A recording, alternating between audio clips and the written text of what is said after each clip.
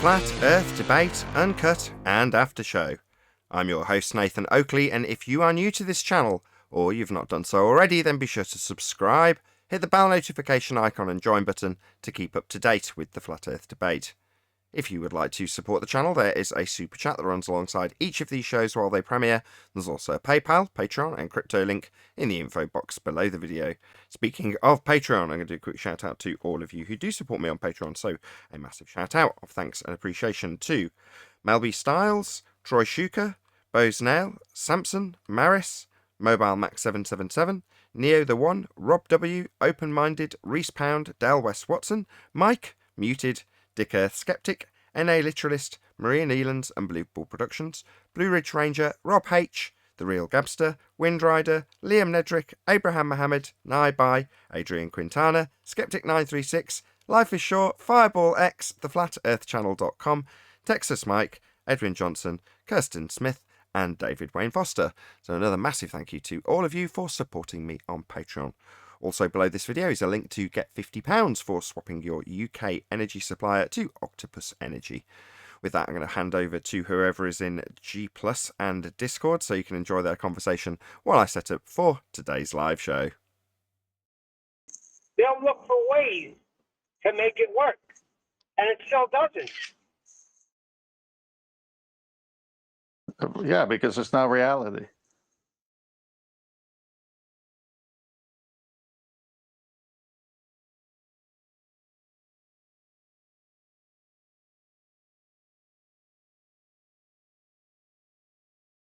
What am I at a photo shoot here?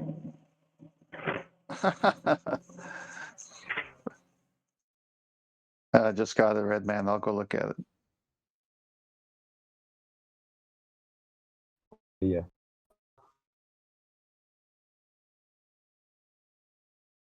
Other two All right, pictures hold that on. I'm putting I'm in. just doing giving something to you. else, but I'll go look at it right now. Yes. The other two sun pictures. Oh, yeah. Yeah, I see where it. the fish- You got 1, 2, 3, 4, 5 pictures, right? yeah, so How do I? You need to present to me, Redman. it's kind of the same old stuff that I normally pick up. Yeah, I'll just send them to you. Okay. Let me get them all copied first. Let me see. Why isn't this one copied? That one's copied.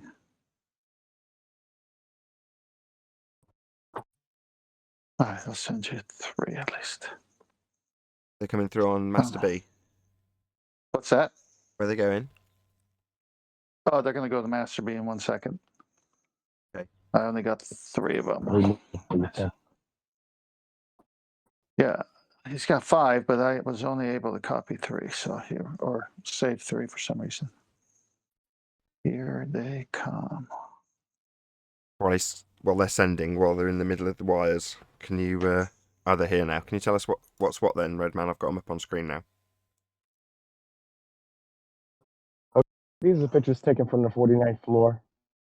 What was it? What time was it? It was like 7:20 in the morning, and catching the sunrise. You know, the sun coming into view. I like the sky is giving off, for blues, reds, and violet. You know, it's just awesome color.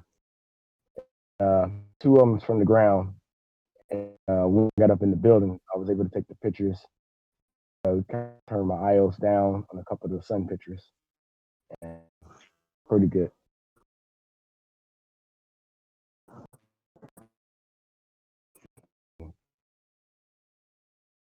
Okay. I'm still flicking through them. it.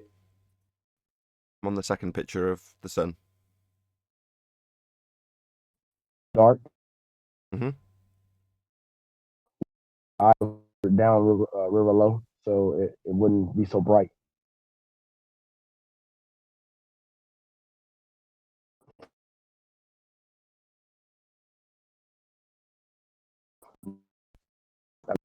The engineer, and I'm gonna see get leave my time lapse camera out there and see if I can get a sunrise from the 49th floor.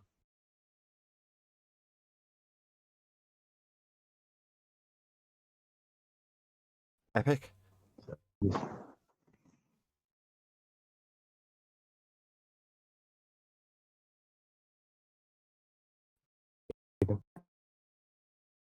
Very good.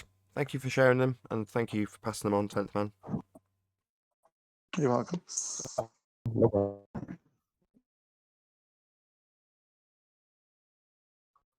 I do.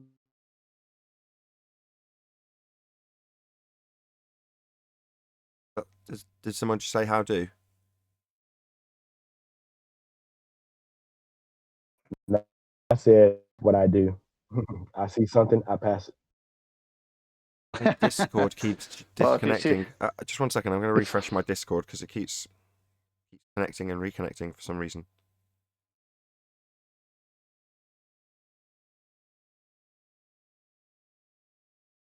Check. Hopefully it'll be a bit You better. want to? Yeah, you're fine. It's mine that's the problem. Oh.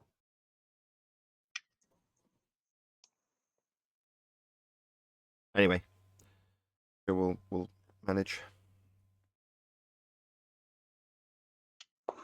Hey, Nathan, I'm going to send you some of yesterday's slides that QE put up, and then I'm going to compare it to some slides I took off one of Neil deGrasse Tyson's Star Talks. And let's see what we can make of these. Bring some sense to it. So let me see in what order I got to do this here.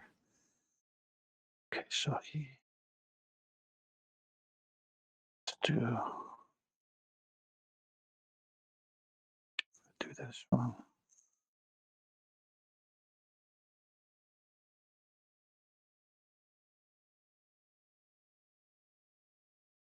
Okay, so I got to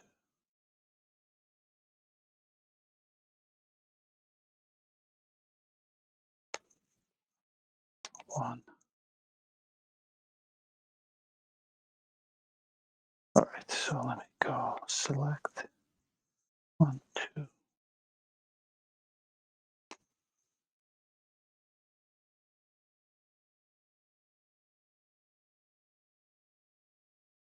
All right, coming your way, Master B. 4 photos. Tell me when you got them. Okay.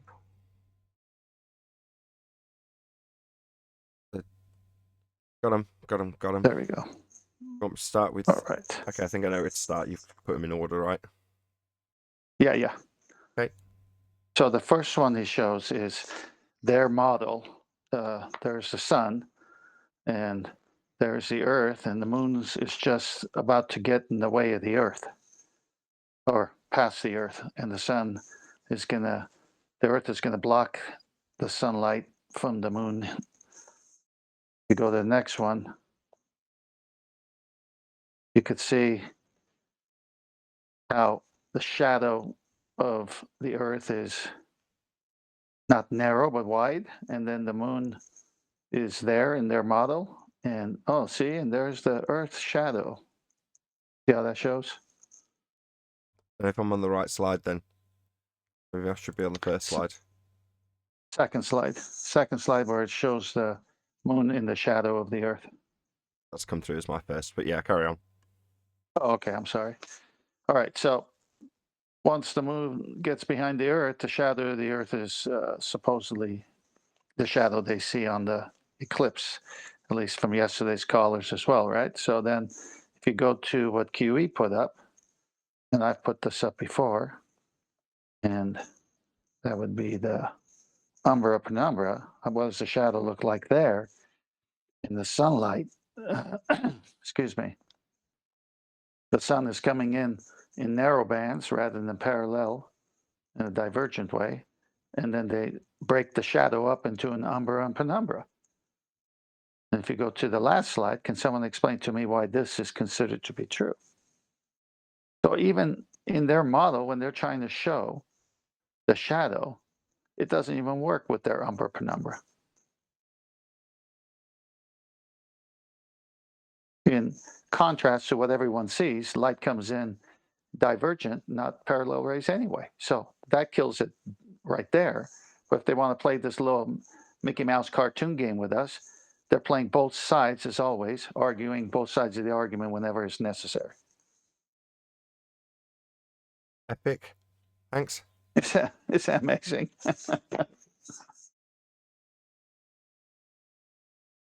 Very good. Well, I've got another one that's from the same slide that's comical. I'm going to send you two of these. Okay. It's amazing he even thinks this way. But ballers will be ballers.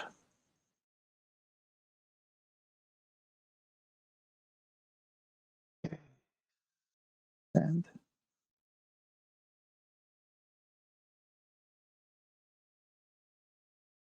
all right. So they got this. Tell me when you got it. Okay. It's on screen. So they've kept their heliocentric model.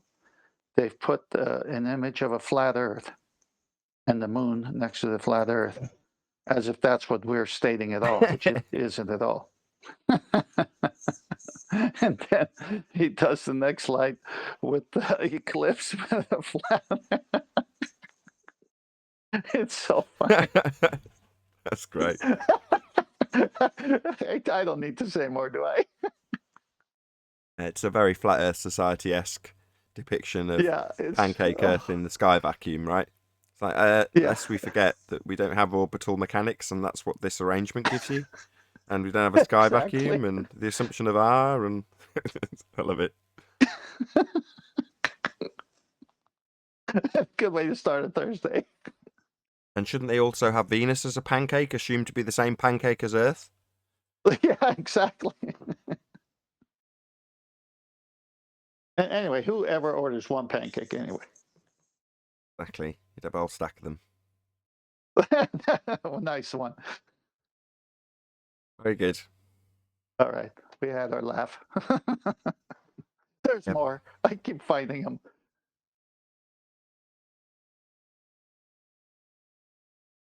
Very good. Very good. Anybody in Discord? Anybody in Discord that's a baller who wants to talk to me about why the sextant cannot work on a globe model?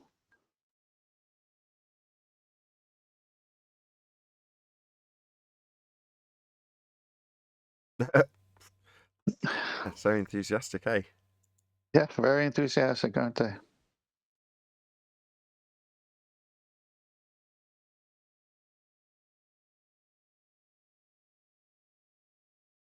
Maybe they don't want to navigate in these waters. Apparently they like to navigate in them 24 hours of the day. So I'm told.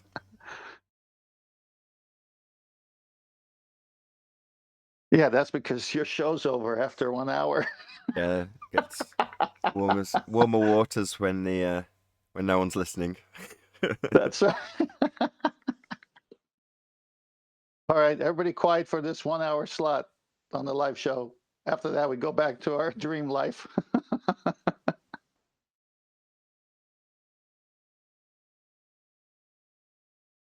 I mean, isn't it apparent, to everyone when they see divergent rays of the sun? I mean, no one's going to say they're parallel because you're seeing them spread out in funny angles. And then you go to school an hour later, as you see that on your drive to school, and the topic of the class today is sun rays come in parallel. And you say, yeah, but teacher, I saw it coming. Nope, be quiet. Hello. Hey, Arwin. Hey, Arwin. Afternoon.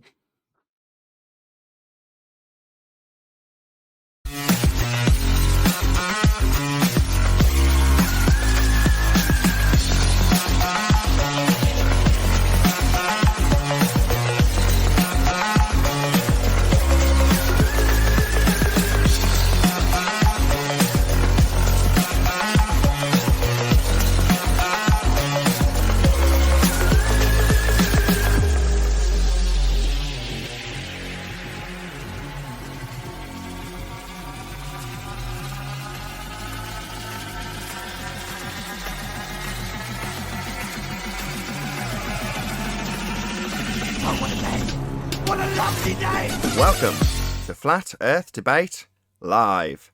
I'm your host Nathan Oakley, and if you are new to this channel, or you've not done so already, then be sure to subscribe, hit the bell notification icon and join button if you'd like to become a Nathan Oakley 1980 channel member and keep up to date with the Flat Earth Debate. If you would like to support the channel, there is a super chat that runs alongside each of these shows while they are live. There's also a PayPal, Patreon and crypto link in the info box below the video. Also below this video is a link to get £50 by swapping your UK energy supplier to Octopus Energy. Most importantly, if you'd like to join the discussion, simply mute the page you are currently watching, then click the link in the info box below this video to join the panel and express your views on the nature of Earth. If you do join, please don't swear. If you do, you'll be ejected, and if you are, please don't try to rejoin the stream using sock accounts. You'll be warmly welcomed back on the next stream. Please also share the show on social media. Sharing the show obviously increases the live audience, but this in turn increases the chances of a more diverse panel. So please share the show on Facebook and Twitter. One last time, if you're new to the channel or you've not done so already, then be sure to subscribe, hit the bell notification icon and join button to keep up to date with the Flat Earth Debate. Now we are joined by Flatzoid. Let's try that again. Flatzoid, Arwin, Neil and 10th Man, together with a whole bunch of people in Discord. So welcome one and all. Good morning, Al. Hello. Afternoon. Hello. Hello, enthusiastic Discord lot that didn't say a word during the pre-show. Hello, good to have you. Any evidence of a physical geometric sphere edge? That's a horizon, formerly known as Earth curvature. No real evidence, just in their model. I still get arguments. No signs of it. And claims, though. A lot of no's People for still claim it. a lot of no's for a fundamental premise of the globe faith that we've got Earth curve, but no evidence of this Earth curve. Amazing, really. Well, Arwin says they claim it, but Arwin, have they demonstrated it? Yeah, they point to the horizon. To the horizon and not actual location, the apparent position where the sky meets the ground. Well, that's not physical geometric sphere edge. We've debunked that with the black swan. Any evidence of the R value? Hey, Chocolate. Good morning, guys. Morning. RP none, as Flatzoid says. That's a definite no. The R value is still in terrestrial refraction, though. That makes everything all right, right? But you first need physicality to have that R base, would you not? I just love how Arwin is the one to be naming and pointing out that this is a paradox. So now he absolutely loves using it. Like, this is going to be my globe defense. This paradoxical state, I'm going to throw that out every time anybody debunks the R value. Yeah, but we've still got it in terrestrial refraction, so it's all good.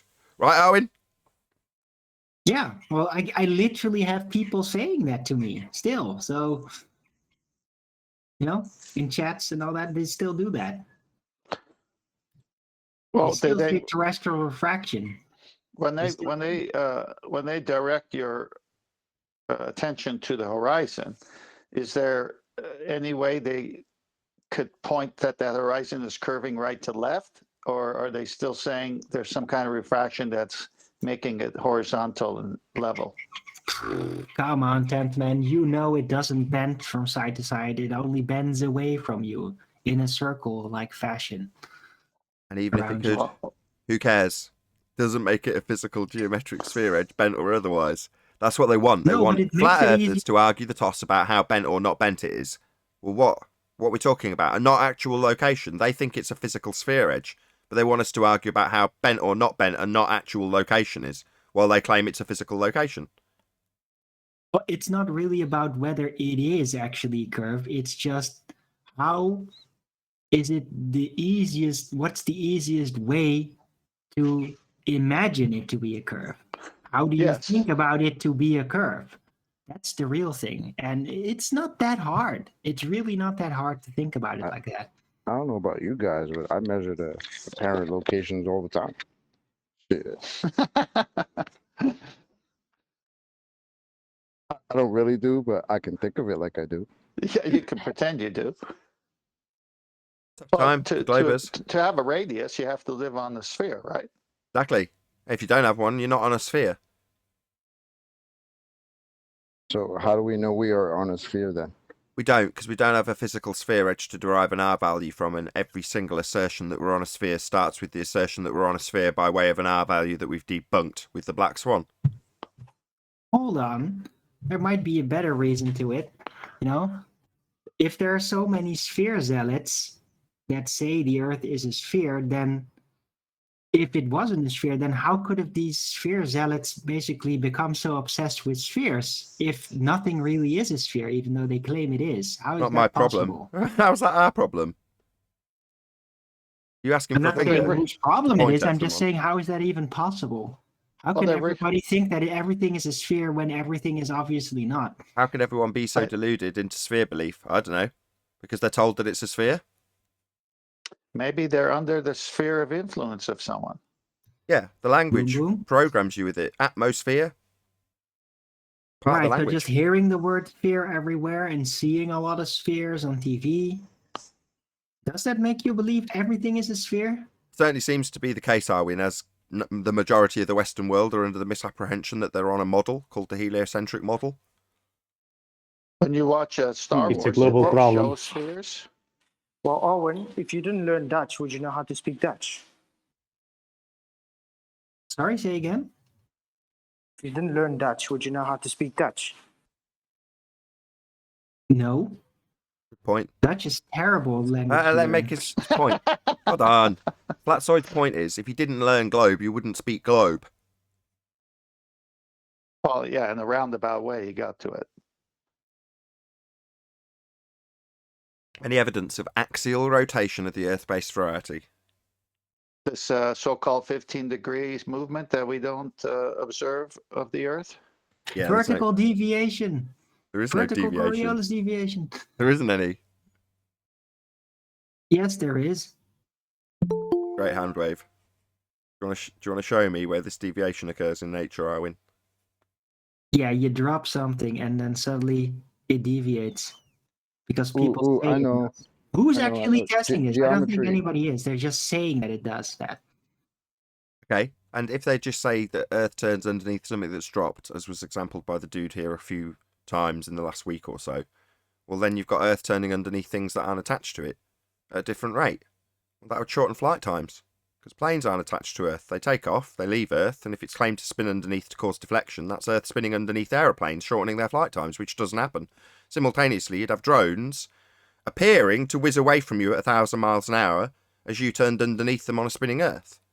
that doesn't happen. But you're overlooking the premise that I forwarded earlier, and that is there's only really displacement vertically, and planes overall don't move as much vertically as they do horizontally. So there's very little Coriolis displacement. How about a they- drone hovering? How about a They, drone they don't hovering? they don't ascend being the most appropriate word here. They don't ascend to 30,000 odd feet then.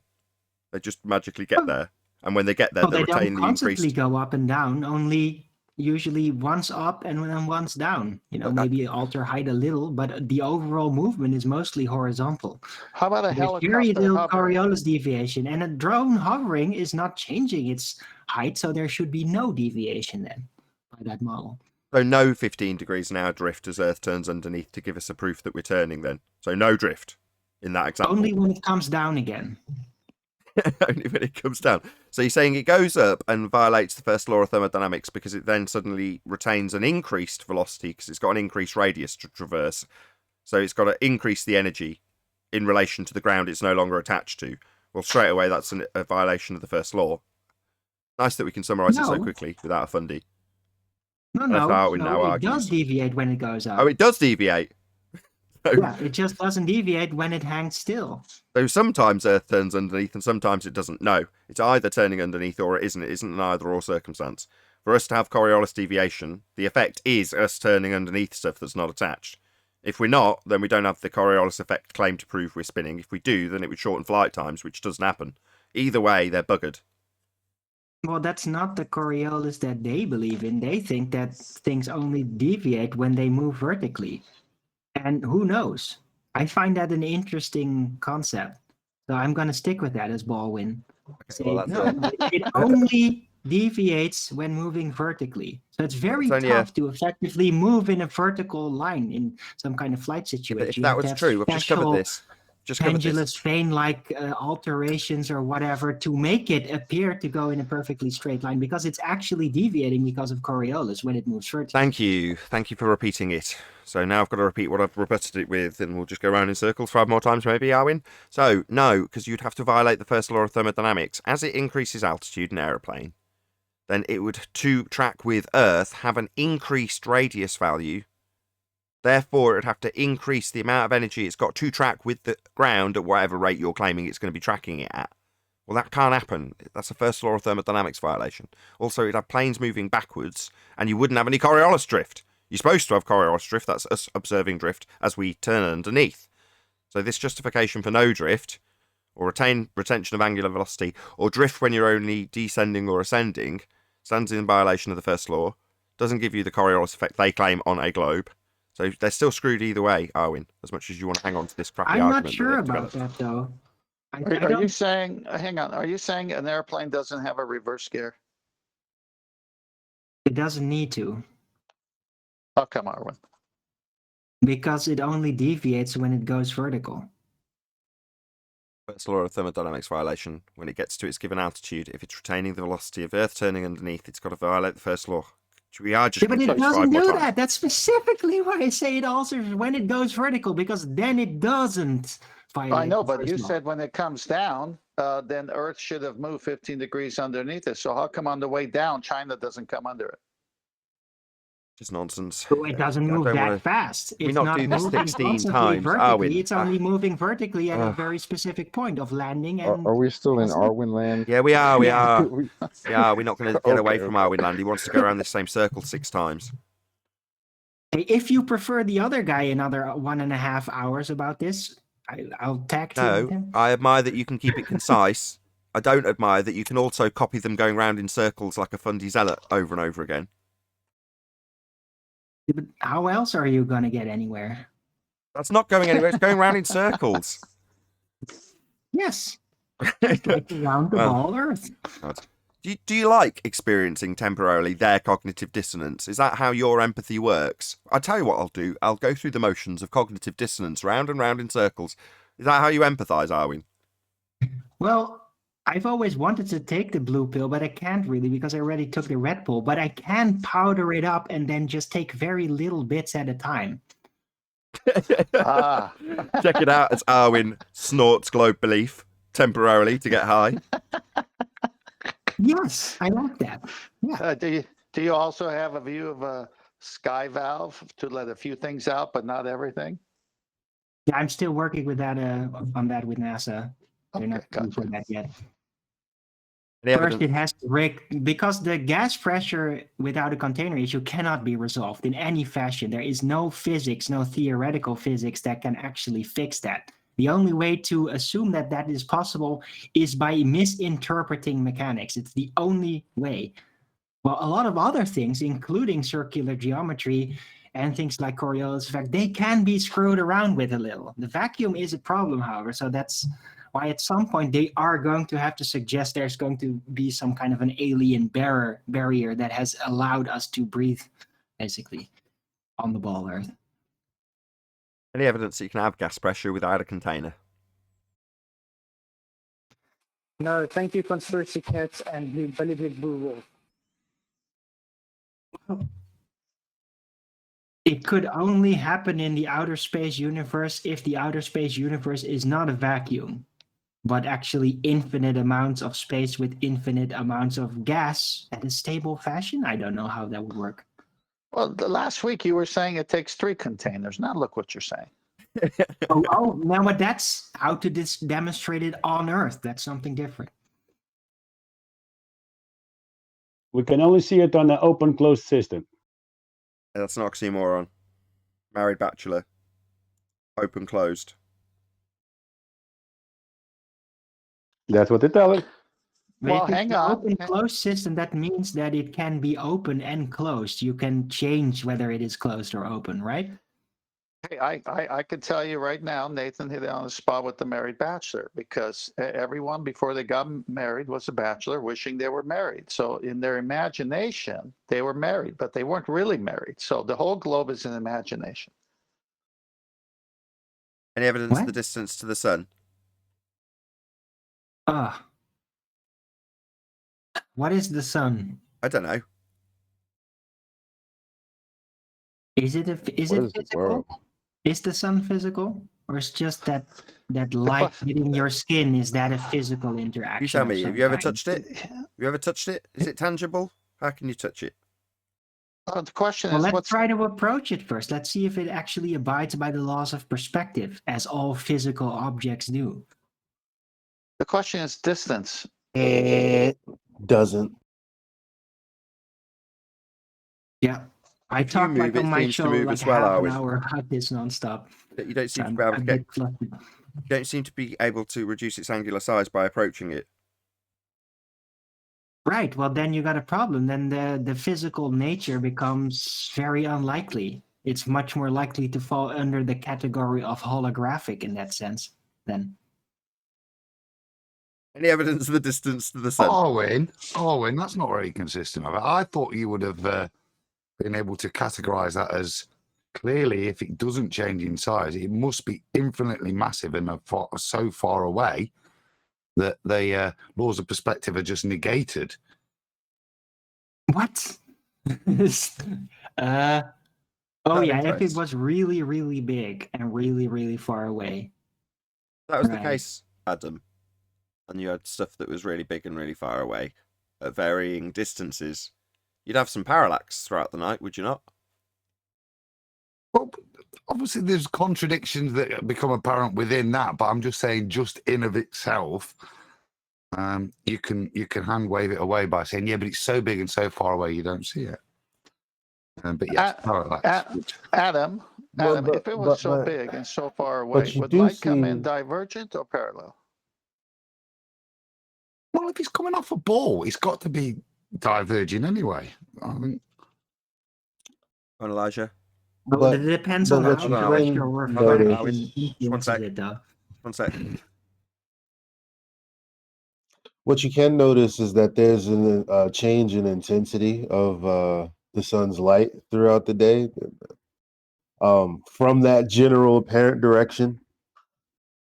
So, I mean, That's very useful. it does what lights do, That's nice. but as far after that, I don't know. Is a light. That's profound. Thank you, Elijah. What lights do they? Because a light here on Earth, where we know it's a light because we made it, you know, it has all I these mean, light things. attenuation is light There's the attenuation inverse probably square wherever you law. are. Yeah. You can approach it, it seems to become bigger, angular wise, all these things that we can confirm with lights here on Earth. I don't think any of that applies in any way. to Okay, a the sun. holographic light, whatever. Okay, whatever. We don't know then. Distance to the sun unknown. I'm going to assume R and assume Venus is the same size as Earth. I and want to go assume back with to an R. Adam. Adam, how come we have pictures from weather balloons of a sun's hotspot in one particular area and ambient light everything else? well, that's just a mirror reflection of it because it's so far away. Well, wouldn't it be bigger than the pinpoint hotspot then? No, just the way the atmosphere refracts it. Oh, atmosphere? What the hell What are you sphere? babbling about? Refraction? What are you What babbling am I about? doing here? Why have I started this? I don't know why you're doing that, Adam. Now. I don't know. You're not Arwen. What are you doing? I don't know. It is a little fun, but it is. It's the Adam Balkan. I'm balking. Yeah, I'm stopping. I thought he was from Nottingham. Yeah, something was getting ground up and snort and thought, I'm going to have a go at that. I'll Why have a dab on that. I don't like it though. It does make you feel say dirty no. afterward, doesn't it? I agree. Any scientific evidence of gravity?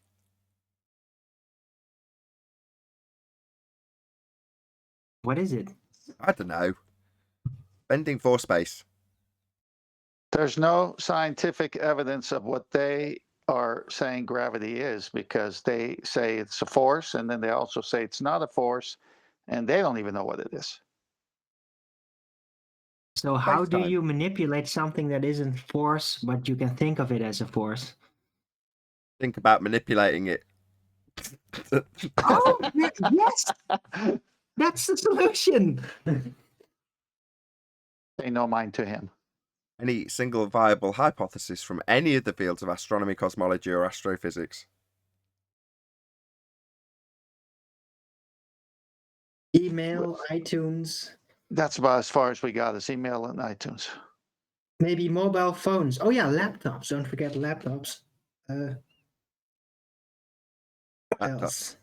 Laptops, eh? Technology proves what now? Science. Well, they doesn't have to be a ball. No sit ball Earth, no laptop. You get it? No. They sit down on their computer and they look at data from a mathematical interpretation, and then they make a picture of it and say black hole or quasars, and then they start dreaming. Say truth be told, go ahead.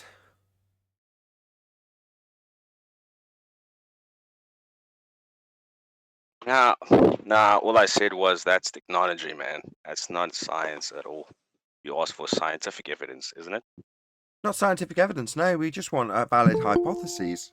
Any valid hypotheses. Okay, but it's still technology, though. Well, what does technology have to do with the nature of our reality? It doesn't. It's not a natural phenomena. It's not an independent variable you think caused it. It's not a hypothesis for sure. I know what Arwen's on about. He does this though. What? We humour him. Astrophysics proves technology. Astrophysics Wait, proves no, technology proves astrophysics. Sorry, I got it. Technology proves astrophysics. Yes. Yeah, I don't know what he's on about. Maybe you can If ask you him. did not have a mobile and email and iTunes, then you wouldn't be able to prove the Earth is a ball. Okay, I see. Category error there, Owen. It Thank was? you, Sabine, Hassan. No, let's not pay Arwen's incoherent nonsense too much mind.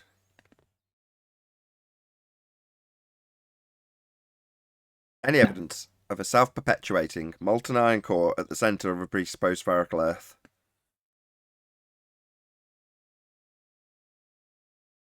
Hotspots. Nope. Hotspots, molten iron core at the centre of a no, 10th, no. You're way off track. Well, How I would that figured, create I figured, hotspot? hang on, I figured since Arwen could play baller and Adam ran away from that question, I could say that that hotspot that's on the surface of that presupposed sphere is the glow from the center of the Earth and not from the sun, because the sun would not have a small hotspot like that. Because they say it comes in parallel rays, so. What? How's that? Like, how? What? Yeah, the heat rising through the Earth, creating a low hotspot. Yeah, but it's actually colder down. So does the heat just float up like an air bubble in water and then stick to the surface or something? What? It comes in magnetic waves of some kind. I can't explain. I just know that's what it is because that fits my globe religion. Magnetic heat. There you go. Okay, so the proof for a molten iron core is magnetic heat. That's interesting. Works for me. I guess that if you have molten iron which can have magnetism, well, maybe it can have magnetic heat then. That makes sense. It's the core of my argument, and I'm sticking to it. We're making a lot of ground here, people. I think Anthony Riley wants to join to talk about something. I don't know what. I do. I know exactly what, because he phoned me up and told me about it. Made me pay attention to something I wouldn't normally. I think it's about conspiracy cats. He's in the chat right now. Yeah, he lends great significance to it, even though we've already got cats on record. Without the container, there can be no pressure. Without the balloon, there is no pressure. Him showing containment and gas pressure and explaining it. So, I don't know, this to me is old news, but Actually, but I thought it was really important, so I made a video about it. It took me about half an hour. Check it out if you want to. Cats do have 9 lives, so maybe he's back for another one. I don't know. It's one of them. Anthony's convinced that he's lying to himself, and I'm like, no, you're describing cognitive dissonance. He's holding two positions simultaneously. That's cog diss, and that's not lies. But we'll see. Hopefully, Sleeping Warrior will join and put his point of view and how critical this is for us all to pay a great deal of attention to. Anybody got any comments on it? Yeah, I was just wondering because at some point Katz was sharing it with others that he was getting really nervous about like the potential that everybody's being lied to, right? And then afraid that they might come after him for revealing. Like, how does he think about that these days, or has he kind of forgotten about it? I don't know. You can ask him if you like. Somebody should ask him. I don't care. I know that we can't have gas pressure without a container, and it's asserted that there's a sky vacuum, a vast amount of space. And you know what they call that vast amount of space that the gas would fill if it was real? They call it space. Yeah, without the container, there can be no pressure. And we are breathing it.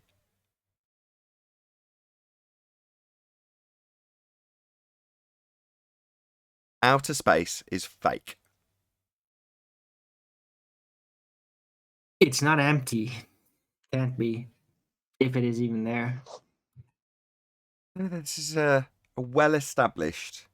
What is this, 2016 argument? Maybe it's 2017 when it was well and truly established. But we all know this, right? You know, you've got people like Tommy Hench having conspiracy cats over a barrel with it. So, you know, he's only having that put to him because everybody knows already that you can't have gas pressure without a container and that space is fake. It's a violation of natural law. Now, everyone knows this. So having it repeatedly put to somebody that's so quote-worthy anyway is just... No. You're mistaken. The correct question is, how can you have pressurized gas without a container? Yeah, that's it. You can't have... Well, let's answer it. You can't have pressurized gas without a container. The gas would fill the space.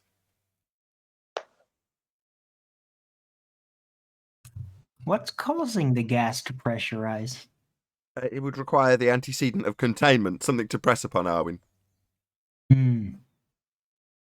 And what do you know? We're breathing high-pressure gas. And it's claimed that there's a vast space for it to fill, potentially. It's just not filling it in line with entropy. No, that's not real. That's a violation of the second law of thermodynamics. The sky is definitely not a vacuum. Because if the sky was a vacuum, the gas we breathe would fill the space. Has anybody gone to the hardware store and seen or bought an air compressor without a container? Air compressor is the container. Well, that's my question. So how can you, to get pressurized gas, air, you need a container. You can't buy an air compressor without a container. Duh.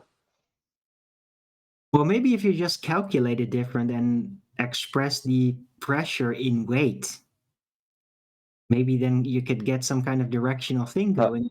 How do you calculate a container into existence? You just arbitrarily assign a V. Maybe have a whole law about air being sphere-shaped and how pressure was developed in sphere-shaped air. And then incorporate that into the language so that everyone automatically assumes that when someone mentions the word that sphere-shaped air, I mean atmosphere, that would be atmo, air, sphere, fundamentalist religious belief that's been programmed into our language. They'll just accept it as being a thing, even though in reality, gas takes the shape of its container. You don't have sphere-shaped air. That's a nonsense.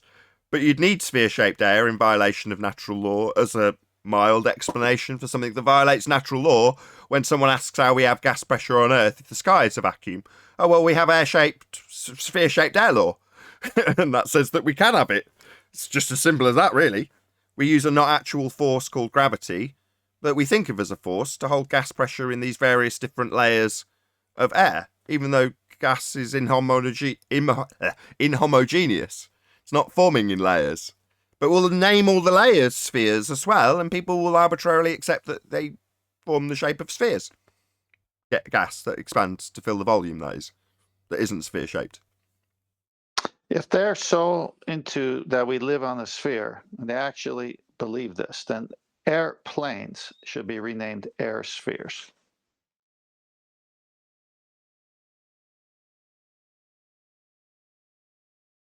Yeah, but then many of them would crash because they are actually flying above a plane, and they need to consider it as such to not crash.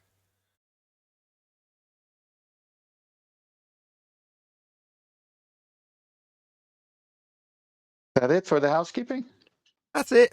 I mean, the audience just needs to be aware of this word atmosphere. Atmo, air, sphere, fundamentalist religious belief. Because that's how they'll justify a violation of natural law.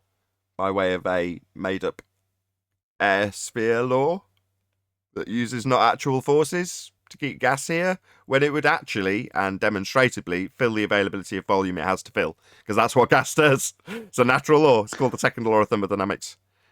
It's entropy. What did they call it before the globe religion became so popular with the textbooks and the movies? So back in the day when people, and we have definite evidence, believed that the Earth was a plane, what did they call the air then? Airplane? Air, but they didn't say atmosphere because they didn't believe they lived on a sphere. So this is recently a new word. I think they called it air. Yeah, air.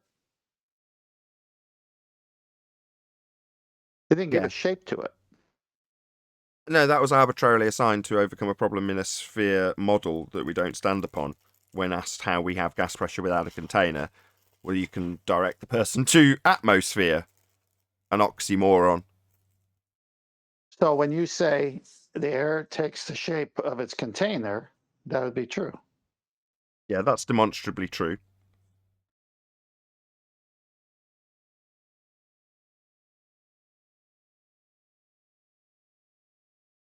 Air taking the shape of a sphere without containment, however, you're never going to show that. Because it doesn't happen. It's a violation of natural law. Not just air, but pressurized air. Well, you can't have the air pressure without a container to begin with. It's a necessary antecedent relationship. So it's over right there. Yeah, we have gas pressure, therefore we definitely don't have a sky vacuum because we wouldn't have any gas pressure. The gas would fill the space. So then we don't have a physical geometric horizon that destroys the R. No, the assumption of the distances to the lights in the sky is based on that physical geometric sphere edge horizon deriving an R value to superimpose on Venus and then give you an application of Kepler's second law of interplanetary motion. So you can derive all the values for distances. But they're all still placed in a sky vacuum that violates natural law regardless of their proposition that we have an R value and that Venus has the same R value. All of that assumption is just nonsense. No, Debunked. I know. I was moving on to the black swan and saying they can't demonstrate their R value. Well, we've debunked their method of acquiring it. They use the physical geometric sphere edge horizon to derive an R value, to then do the maths inside view without accounting for perspective, to assert that the horizon's blocking things as a physical geometric sphere edge. Now, as soon as we show the horizon beyond its physical geometric capabilities, it's no longer an actual location, and we're told that by our opponents.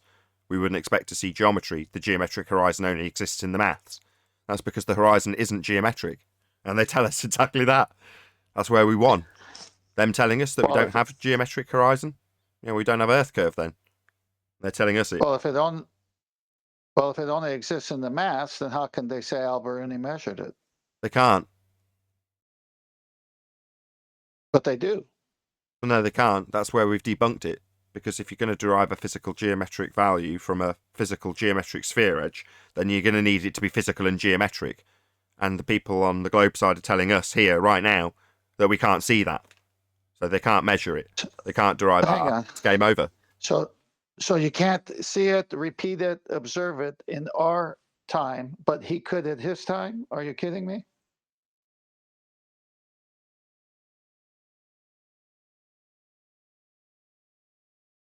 So I was distracted for a second. No, I said we can't observe Oakley, you there? Or it could be that observation of Alberuni can't be done today, but they say he did it? Can't. We'll go around in circles. Go on, Nathan. Go ahead. Oakley, I'm a Patreon of you, bro. I love your channel. It's just when it's members only, I can't talk. So maybe if someone's a Patreon, you can mod them up so we could still talk. Because I think it's better to support direct than through grabbled YouTube, you know?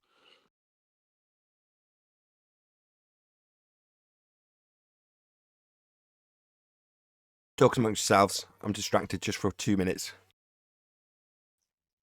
No worries. Did you hear me? Do I need to repeat it? No, just wait. He's distracted for 2 minutes.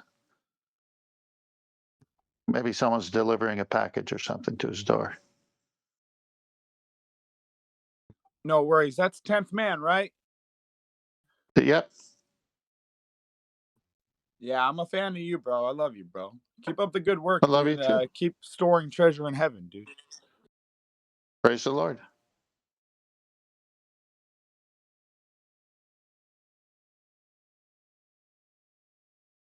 Yo, what's up, Nate? How you feeling, brother? Yo, while he's busy, I'll just tell everyone what we're doing. We got a 37-foot RV. We've already been through North Carolina and South Carolina. Today we're heading to the Georgia Guidestones, and then we'll be in Ocala, Florida. From there we go to Orlando, then we go to Miami, then we go to Tampa. So if anyone's in those areas, hit me up. Then we're heading west through New Orleans, Alabama, and Texas. We're going to be in Houston, Austin, and Dallas. Anyone in those areas, please email me, flatearthflyers@gmail.com. I need a phone number so I can call you and vet you, because anyone who watches this show knows how frothing and crazy the globe zealots are, dude. So I got to make sure you're legit. But we're having a great time. Check out our videos. They're really good. Got a new one coming out today. We got a voice impersonation guy who's doing Morgan Freeman and Barack Obama. Today he's going to hit me with a new clip. Says, I don't always research, or no, I don't have time for the Flat Earth Society. But when I research Flat Earth, I'm watching the Clown World Tour with Nathan and Austin, and I'm usually getting a massage from my wife, who has the strongest hands ever. You wouldn't even believe she's a woman. So we're going to get Obama saying that. How funny is that? Good times. Good times, bro. He's literally like a professional voice impersonator, and it's going to be perfect, bro. It's going to sound like Obama, dude. I'm telling you.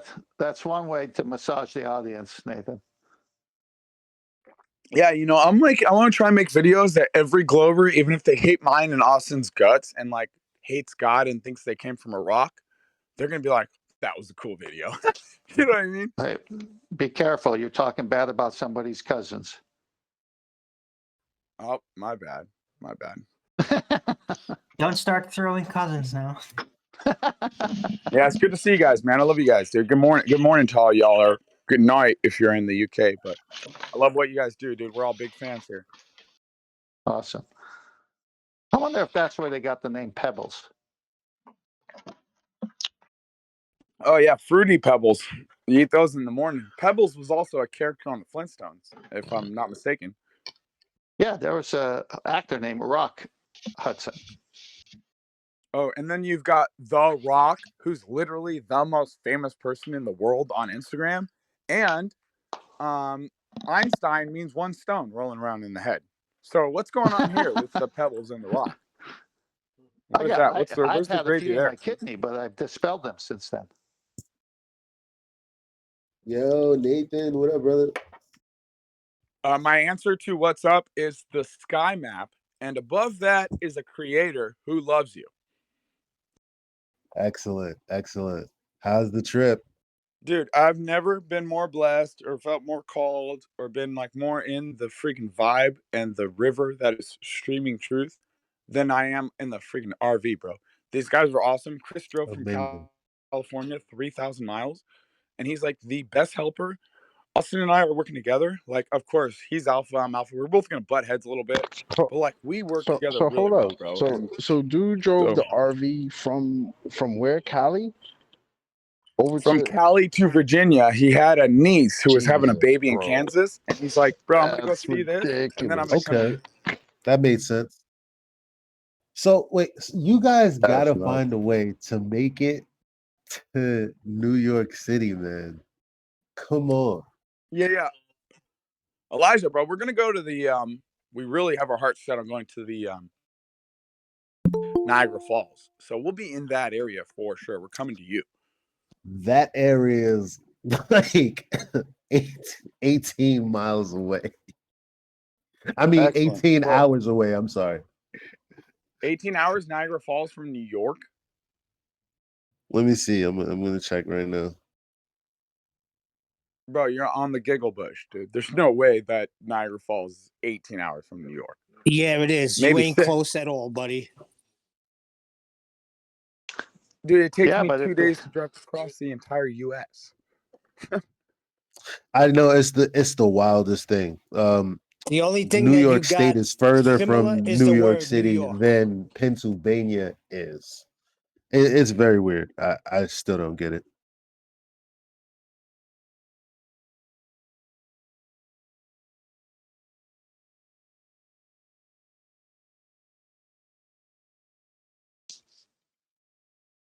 Hello, Betty. Not in chat here or in the panel. Yeah, I'm here. Yes. Oh, All right, I just looked it up, guys. It's 8 hours. So take 18, divide it You're in right. half, and then subtract 2 hours. You're right. You're right. You're right. My bad. It's all good, bro. The U.S. That's is not only that. 3,000 miles. You be forgetting traffic, across, my bro. friend. Add 4 hours to that 8. Trust me. traffic. Oh, I gotta adjust for Coriolis. Depends if you're traveling east or west, ladies and gentlemen.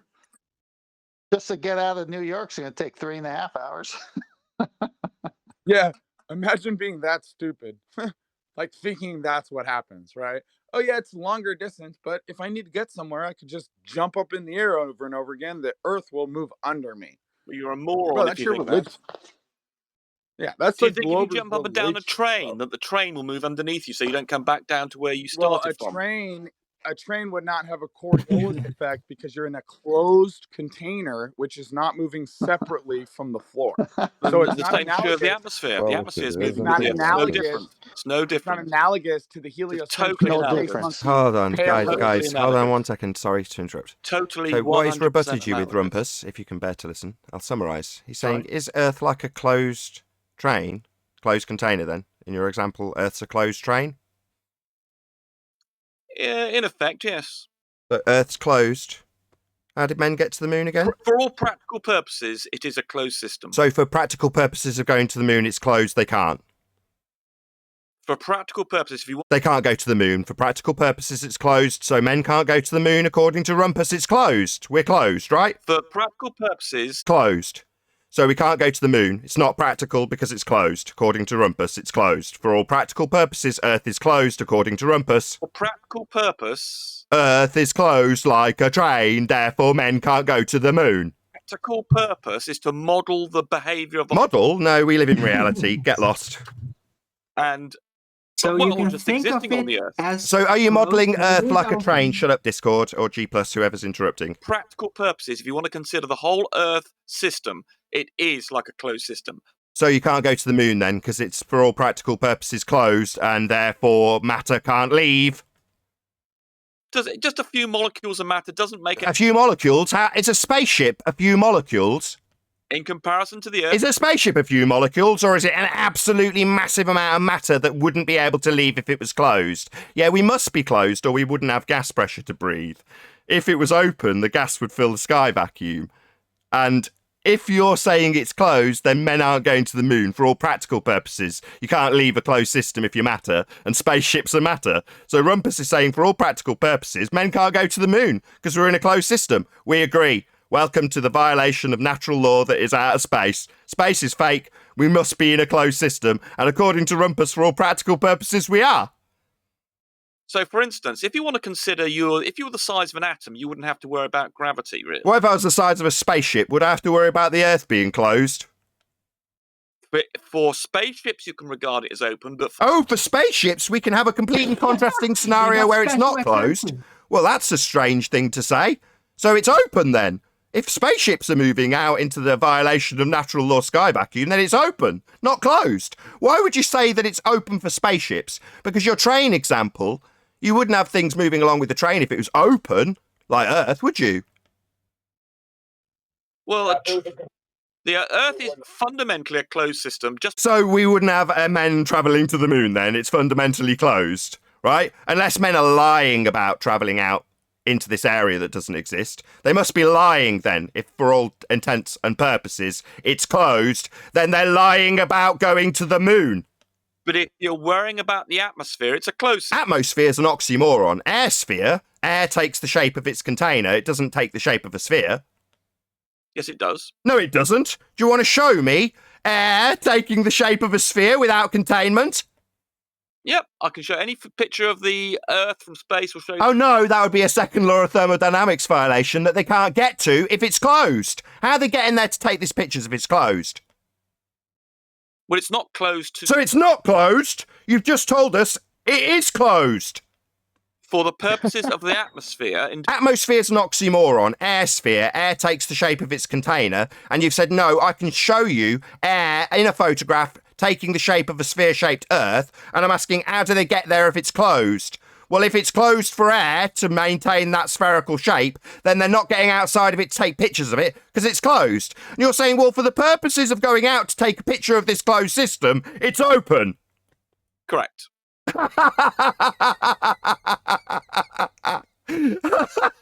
Wow. Rumpus, man. You just killed yourself like 5 times over. So it's an open-closed oxymoron, then? My God. If you didn't understand... If you stuttered like a stammering fundy bitch that's here to lie people, you'd be just like the astronauts saying they're leaving a closed system. We're definitely in a closed system. Rumpus knows it. He's told you it's the case. To all practical purposes, it's closed. Yeah, until we point out that men can't go to the moon, then he changes his tune very rapidly and says that they can go out and take a picture of the closed system because it's open. You stupid idiot. You don't understand science, do you, engineering? Oh, it's now the ad hoc clip, right? Understand science, right? Ad hoc me with I don't understand science. Understand simple explanations. Yeah, fuck you.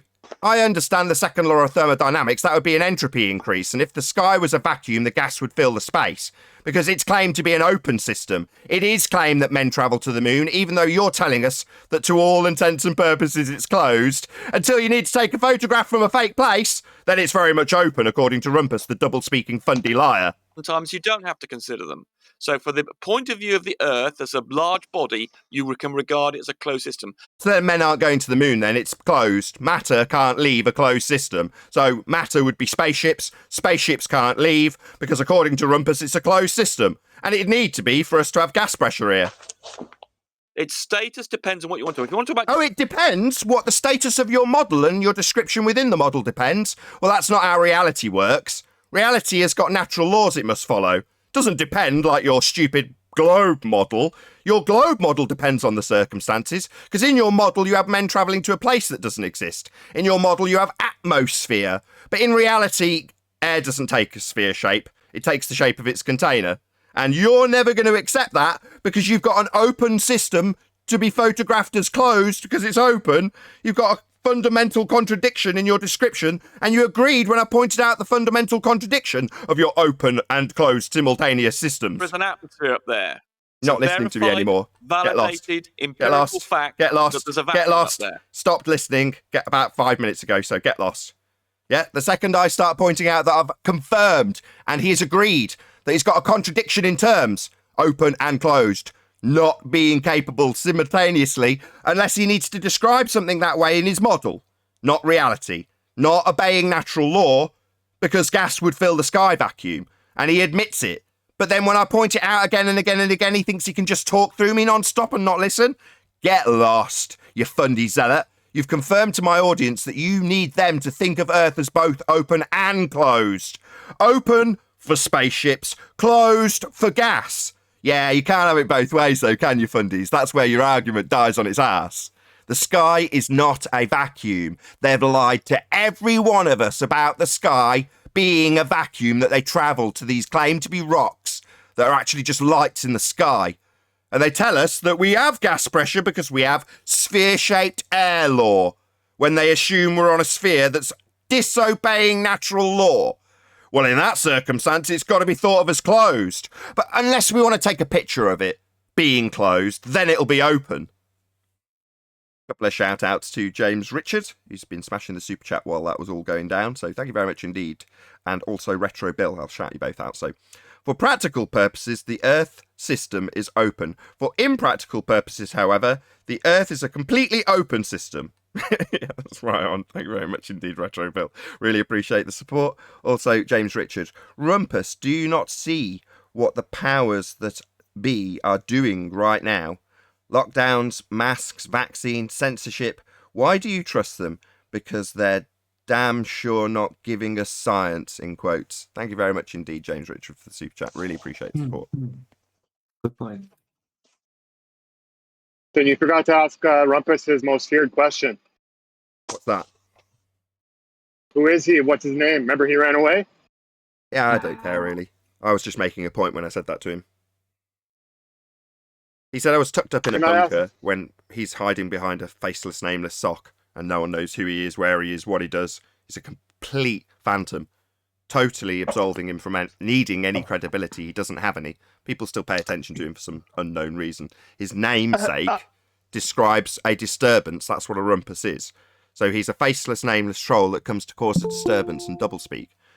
Yeah? So he wants to claim that me in some bunker, I think he called it. Nah, he's completely nameless and faceless and hiding behind his screen. Me? People come round. People know where I am. I meet people. I go out. Or did when I could. So I'm using my real name. You see my face. You know exactly where I am. Him? We don't have any of that stuff. He's completely anonymous. Hey, QE. Good morning. Morning. Morning. Just around that. Sorry. Just 1 sec. Just around that point out though. I don't care. I'm only interested in the argument. I couldn't care less who Rumpus is. I don't care. I don't care why it motivates him. None of that interests me.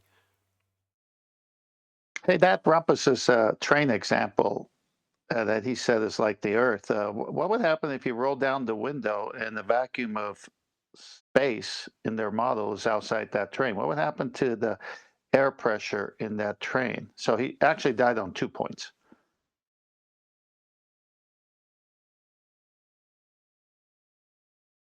Right. So what if the top of the atmosphere, haha, air sphere, yeah.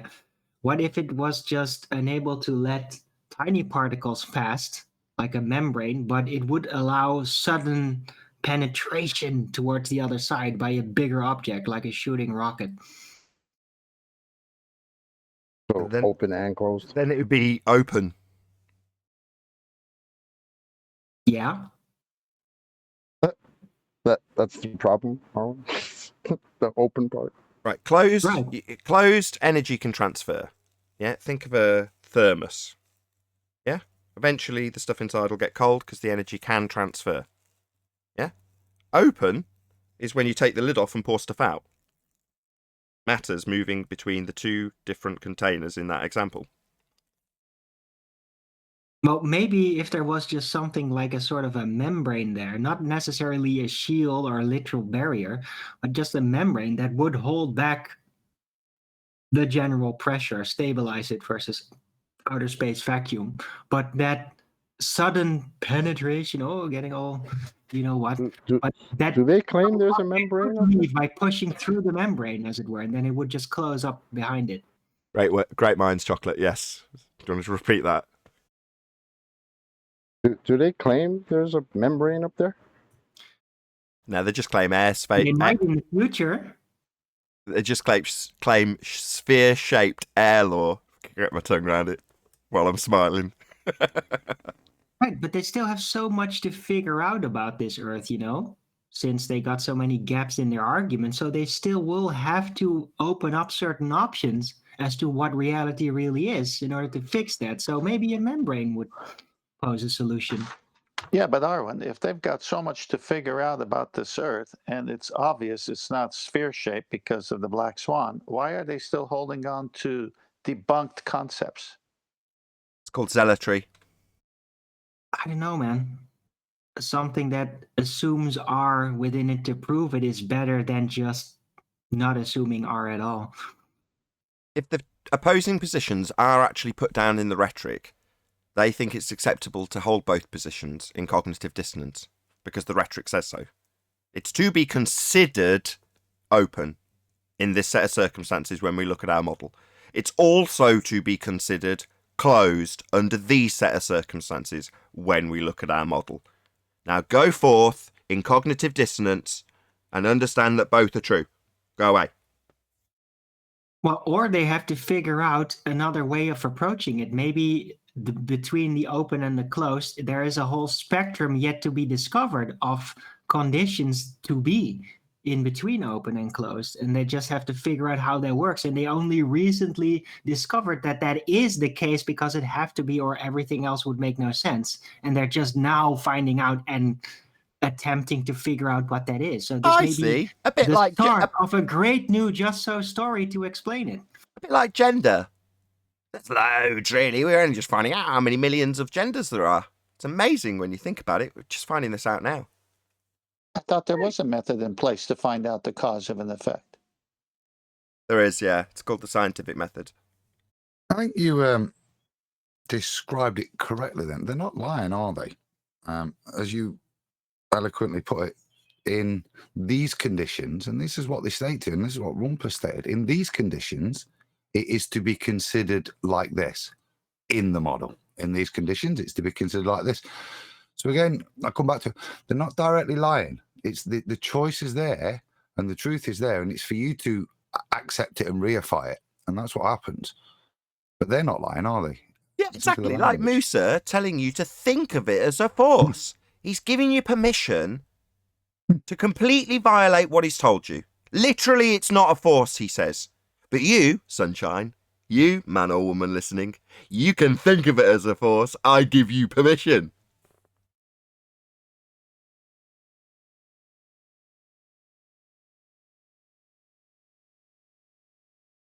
And it's therefore the individual that does it, because their language isn't lying to you, is it? It's very clever. Yeah, it's happening in the model. When Rumpus says the second law of thermodynamics doesn't apply to the Earth, it's being very sneaky with his language. He means Earth as a sphere. Of course, that's what we're debating, aren't we? The models. No, we're not. He is. And he's going to assume that the audience is on the same page as him. Well, we're talking about the heliocentric model and how it works. Well, you will consider it working as thus in this instance. And you will also consider it working as thus in this instance. Because that's how the model is to be considered. Yet nature doesn't give a crap about how we consider things.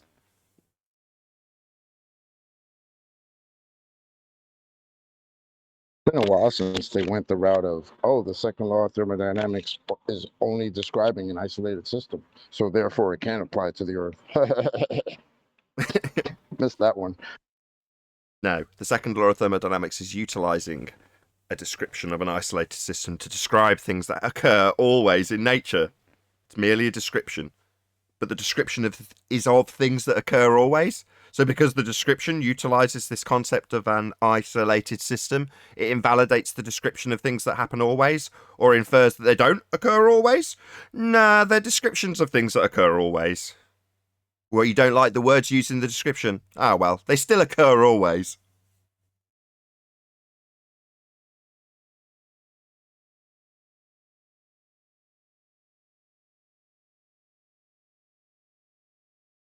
Well, on that long protracted silence, I'll say if you are watching this on either Nathan Oakley 1980 or Nathan Oakley premiering streams, then stay tuned as there will be an after show to follow.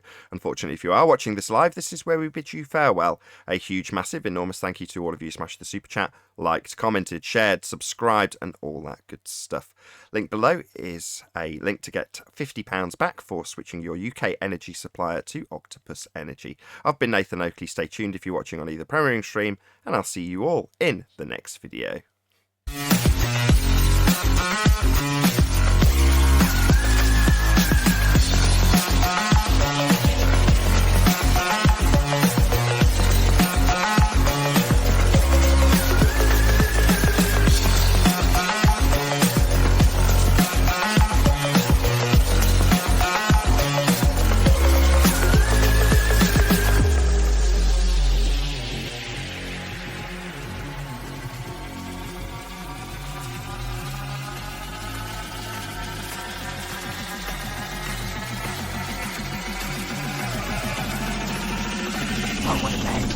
What a lovely day!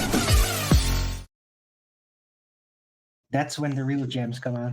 Well, he set himself up by comparing our existence on Earth to a train.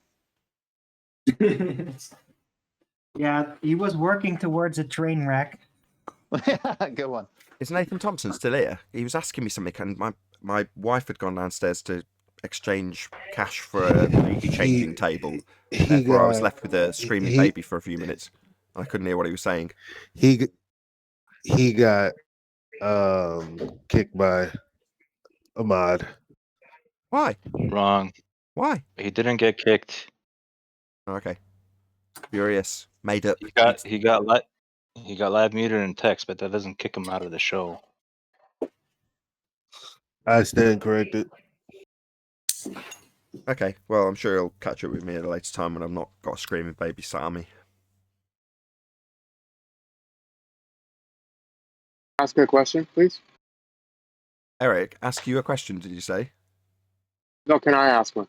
Yeah, go ahead. So I'm just wondering how like when they derive the R value from the presupposed spherical Earth, when they draw, where's the tangent? Is it on the side that the guy's standing on, or the side of the horizon? Is that where the tangent is? The line you're drawing is from your position to the horizon, so you're considered in their depiction top of the ball, and the horizon's considered the physical geometric sphere. Yeah, what he's saying, Nathan, he's saying there is no tangent if they do it orthographically, and he would be right.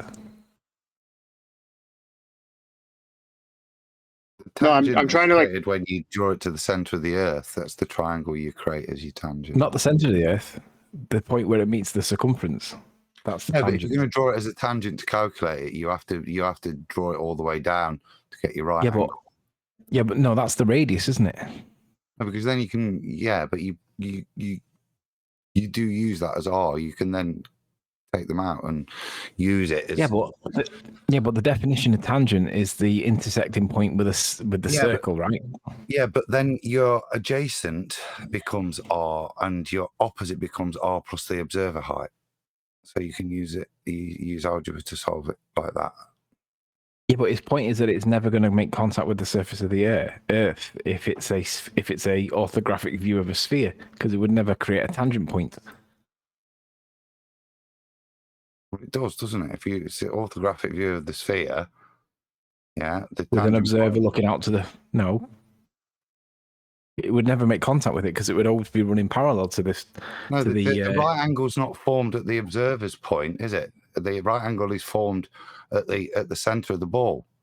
That's where you draw your right angle from, because it's your that's your hypotenuse, isn't it? I might have misheard the start of the sentence as I only joined midway through, but sorry, carry on. I might have misheard. Going to come up on screen. I just can't scrub through it with enough precision to bring it up as a slide on the video that rolls while the show's on. But at any minute now, one of the next slides, I think, is Al Bruni's measurement shown in orthographic view, so you can see it. Give you a shout when it appears. Don't sit here in silence waiting for it to scroll on. You get what I'm on about, Nathan? In terms of...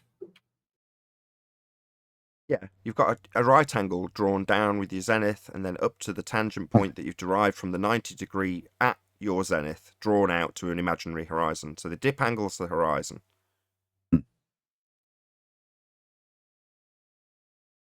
Lovely Scottish Highlands. But how do you draw it? Like, say you're the guy, you're standing there and you're going to do all that. And you see the horizon, how do you draw it in real life? How do you draw it out to it? Don't you have to walk to it? But if it's not a real place, then so how do you get the distance? Well, they assume it is. They assume it is a real place. I had it right, didn't I? No, they assume it is. They assume it's like a hill getting in the way. So when you look out from up a high building, there you go. It's on screen now. You can't see it in Discord, unfortunately. Anthony, can you see that? Yes. There you go. So it's R plus B, and then you're going to solve for A to C. Yeah? And your right angle there it is. Look. Let's see. Yeah, but his point is that when it's being drawn orthographically. This is orthographically. I got another image in Master B if you care to look at it. Okay. But yeah, so A to B is the zenith, right? The line directly above, down through your head to the ground. Well, from there, you draw a 90 degree to that zenith. And that gives you I can never remember the name of this bloody horizon. Astronomical horizon, is it? Yeah. Astronomical horizon. That's this line for the audience's benefit that I'm drawing along with my mouse at 90 degrees to the zenith, which is this line. Well, then you draw a line to the horizon. Now, obviously, it's massively exaggerated in this depiction, but that gives you the 90 degree point. And that gives you your radius when you do the trig. How do you draw it to the horizon, though? You just look out to the How do you know horizon. See where You it look is? out to the horizon and you go, that horizon is at X amount of miles, yeah? And that's where you then assume distance A to C is X amount of miles, and then you plug the rest in. How do you know that, though? It's just a guess. Like, You don't. That's the point. C, in this example, is physical. It's the physical tangent point, the edge of the sphere, beyond which you can't see, before which you can see. It's the limiting point of the physicality of the sphere. It's the edge. It's the leading edge. It's the bit that you can see that you're measuring a straight line to. That's your tangent, right? Your tangent point is C. Well, in reality, C isn't real. It's not physical. It's not an actual location. But they say it is. It's just that simple. They also say that if there was a building beyond this physical point they're claiming, C being the horizon depicted here in orthographic view. Well, they say if you're beyond that point, you have a certain amount blocked by its physicality. And again, I restate, C is not a physical location. The horizon's not physical. And when depicted in side view, what have you got? You've got a single point. Well, that's not what a horizon looks like. Yeah, but how would you ever know how far away an horizon is, regardless of your elevation or your supposed mathematics? How could you ever know how far away an horizon is when you just have the front on view? You can't. You can't. Can't. Exactly. You can't. No, so you where it calculate is, where angle alpha. you're measuring out dip angle. You're measuring out to a not actual position.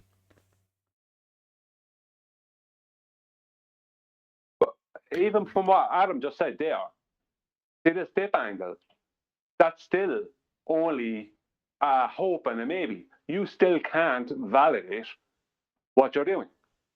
Because you have to start with an astronomical horizon. No, but you can solve it mathematically, can't you? Once you've got A, look, you've got all those nice lines, look, straight parallel line. You can solve it, can't you? The mathematical problem is now solvable. Yeah, but Yeah, it's so a basically- mathematical thing then, not Yeah, but what they're doing is they're mathematicizing it into existence as a physical point, right? Yeah. C is now mathematicized, as Anthony puts it, into existence as a physical location. You can't derive an apparent position where the sky appears to meet the ground, which is redundant. It's an apparent location. It doesn't have any physicality. It moves with the bloody weather. And it cannot be a sphere edge because it's beyond its parameters in the Black Swan. But they still assert it and can turn it into maths and make the horizon physical in maths. Here it is. There it is. C. The letter C, not as in C or yes. Well, Olympus did tell us that the geometric horizon only exists in the math, so way to go. Yeah. So he's not lying, is he there? It only exists in the maths in real world. The horizon is the apparent location, right? Not fixed because the Black Swan proves it. Correct. So let's just repeat that because it's a quote from Rumpus, and as he's been on the show, it's worth quoting him. The geometric horizon only exists in the maths. Now, in reality, we have a not actual horizon, a non-physical location. Whereas in their maths, for Earth curve, it's physical. There it is, see? On screen now. So they must have picked that distance for the reason of your eyesight, right? Yeah, what forms it is optical. The diffraction limit, the weather, anything that's obscuring your view before you and that diffraction limit. There's a whole number of things that can create the horizon, the majority of which are based on the optics that you're viewing it with. In this instance, your eyes. Well, you can calculate them. What do you know?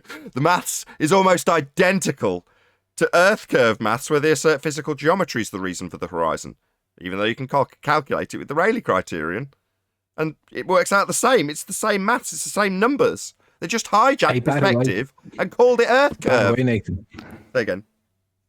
By the way, Nathan, apparently, according to Conspiracy Cats, you just made up the Rayleigh criterion. Guess what? The Rayleigh criterion's got a load of maths. So if he's going to claim that you've just made it up, yet there's some existing formulas for it already, then doesn't that seem to be a double standards? On the one hand, he's happy to criticize you for making it up, even though there's maths for it, yet he applies the very maths that's made up to make the horizon into a physical place himself. It's directly contradicting his own position. Call me Nathan Rayleigh. Nathan Rayleigh. I was just going to ask, is Nathan's real name Rayleigh? Well, that's is that you? It seems that's the new criteria. Anything that disagrees with the assertion that we've got a physical geometric sphere-edge horizon marked in this depiction as C, as reified, as physical, and then mathematicized, as Anthony puts it, into existence, when in reality we only have a not actual location, an apparent position where the sky and ground or sea meet, then you've got to deny anything that goes in the face of that. And that would include the Rayleigh criterion, the black swan, anything that shows that it is actually optical as opposed to this depiction, which is geometric. They need geometry. We've debunked it. In case anybody's wondering, mathematicized derives from the word romanticized. And it is a word, I've just made it up, but that's where it comes from. They romanticize things into existence. It exists because Anthony made it up himself. Go back to the point, though. I think my problem is Say again, Brian. with an actual geometry, right? You're breaking up. Still couldn't do what You can't hear me telling him he's breaking up. You're breaking up. Can you drop and rejoin, Brian? You're breaking up. You're breaking up. You can't. He can't even hear us. No, he can't hear us telling him he's breaking up. His connection's so bad he can't hear us telling him. Brian, can you hear us? You're breaking up. Can you drop and rejoin? I didn't hear that. Can you drop and rejoin? You should go back and listen to that, Brian. You drop and rejoin. Yeah, everyone was breaking up. Was I breaking up or was I rejoining? That's okay. Yes. Got through. Hooray. Happy days. Thanks for expanding on that question I had. I wanted to, upon that question, once Brian joins back, I want to hear what he was saying. But on top of that question, so let's say you reify that into the sphere edge, and now you have your radius. So when they were going about this, the next stop from there seemed to be okay, now we're going to assume the size of Venus and use the R value. Could you if you can, and it doesn't take too long, explain how they use that third law of motion and the assumption of Venus with the R value, how that worked? Let me do this, Nathan. This is my research. Okay, so Kepler's third law on interplanetary motion gives them the ratio, and it's infinitely variable. They can have it as close as they want, or they can have it as far away as they want, and these things are continuously adjustable to suit whatever narrative they want. They've got the ratio, right? But they needed the distance. So what Christine Huygens did, and I'll give you a link if you want it. Christine Huygens was credited for something that deserves more credit and praise because it was ingenious, it was described. And he assumed that Venus was the same size as the Earth. But on the basis of the claim that the Earth's got a specific size, he accepted the Eratosthenes calculation, where Eratosthenes calculated the radius of Earth as a sphere, which was an assumption. So he's assuming the size of Venus based on the assumption that Eratosthenes' calculations were correct when he assumed that Earth was a sphere. So it's basically an assumption based on an assumption, which gives them the size of the solar system. Because then you can work out all the sizes once you get distances. I think he's asking more about Kepler's third law, which I incorrectly called second earlier, but Kepler's third law of interplanetary motion. I think he's asking how it gets scaled, just to lead you a little bit. Well, it's infinitely variable. Depends on how big they are, gives you the distance away. So you can make it as small as you want and close, or as big as you want and as far away. And that ratio is continuously variable. So it just depends on how big they are. But you need to know how big they are to get the distances. You need to know how far away they are to get the size of them. Apparent size is required from a specific position or location, right? A distance. They don't know the distances to any of these things, so they just assume it. So they take the radius of the Earth, they assume the radius of Venus, then Venus moves through the sky to a new spot, like that's what they call it, the parallax, isn't it? And then they take that distance and do trigonometry and get the distance back to there. That's what I'm confused about.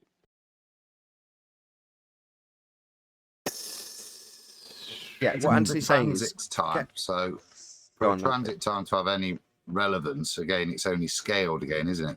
If you assume the R value of Venus is the same, then its transit time can then elucidate distance. That's on a So sliding goes, scale. What's his question again? But that's on a sliding scale, so you can vary it as much as you like. You just have to change one of the values of actual size. And if, as Anthony puts it, when you're dealing with the apparent sizes, it doesn't give you any of the distances or the sizes. So at some point, you have to assume an actual size of something, because then you can scale everything from that. So they assume Venus is the same size as Earth in actual size, and then you can scale everything based on its trajectories, the transits, and the variance of the apparent sizes based on the scalar, and that scalar is Venus with Earth's R value, assumed by Christian Huygens. well, we're back to assuming the Earth is a globe to begin with Eratosthenes, all the way to this last one. So they have to make it work for that. So that's why the calculations always work for that, because they're already saying we're a sphere. So how does it work with a sphere? Then they make up the math for it. Correct. And to get these distance in astronomical terms, you're going to have to extrapolate with the R value, and they show how they do that as well. When they're getting these distances to the sun or whatever, they're utilizing an R value when they're doing their triangulation to this intangible object. But they're ultimately changing the value they get in terms of what they think they're triangulating, even though they can't, in actual terms, triangulate an intangible object. They'll transpose in R and then extend the distances out. Well, there's something about Eratosthenes that is not taken into account, and that is he done a direct north-south estimation of the distance between Alexandria and Cyan. I'm not sure if Cyan is north or Alexandria is north. It doesn't matter. But he done a direct 500 mile estimation. But that it doesn't matter flat or curved, because if you're using a latitude and longitude grid like they always use, I don't know if he did, but they always use, then it works out the same. Flat or curved is the same distance. North to south, south to north. It's the same distance. It's only east to west is the difference with the latitude and longitude grid. We are talking about, I know, like the WJS84 type thing, where you have an oblate spheroid type model. It's the same distance. So they have to claim that Eratosthenes pre-assumed it's a sphere, because they had no way out of it, because otherwise he just showed a distance. Yeah, they can't. Well, I could add to that. They also assume light is coming in parallel, and we know light doesn't come in parallel because anyone could see the sun's rays are divergent. So in order for them to have it work, light has to come in parallel. And even Neil deGrasse Tyson says that Eratosthenes, what he did, can work on a flat Earth. So sometimes they like light coming in parallel. Then other times, when I'm studying celestial navigation, they show it coming in divergent rays. So they need it to come in parallel, but it doesn't come in parallel. So the whole model falls on that. But the claim is that Eratosthenes was measuring a globe. That's the claim. There's no evidence of that. There's only evidence that this person that may have existed, Eratosthenes, predicted a 500-mile distance between those two locations, north to south. So that's no difference whether it's... How do you know that he was not thinking he was on a flat Earth? There's no evidence that he was a globe or even. They went by the shadow, and they're saying the shadow was cast because of an arc to the Earth. But in reality, the shadow is cast because of the divergent ray of the sun. It's simple as that. Yeah, they went by the shadow. But I'm talking about Aristophanes himself. Oh, if well, he I don't know. existed, they have no like source evidence that he was stating any shape. I see what you're saying. You're saying You know that what I they mean? hijacked. They may have hijacked what he did, just like they ascribed gravity to Newton.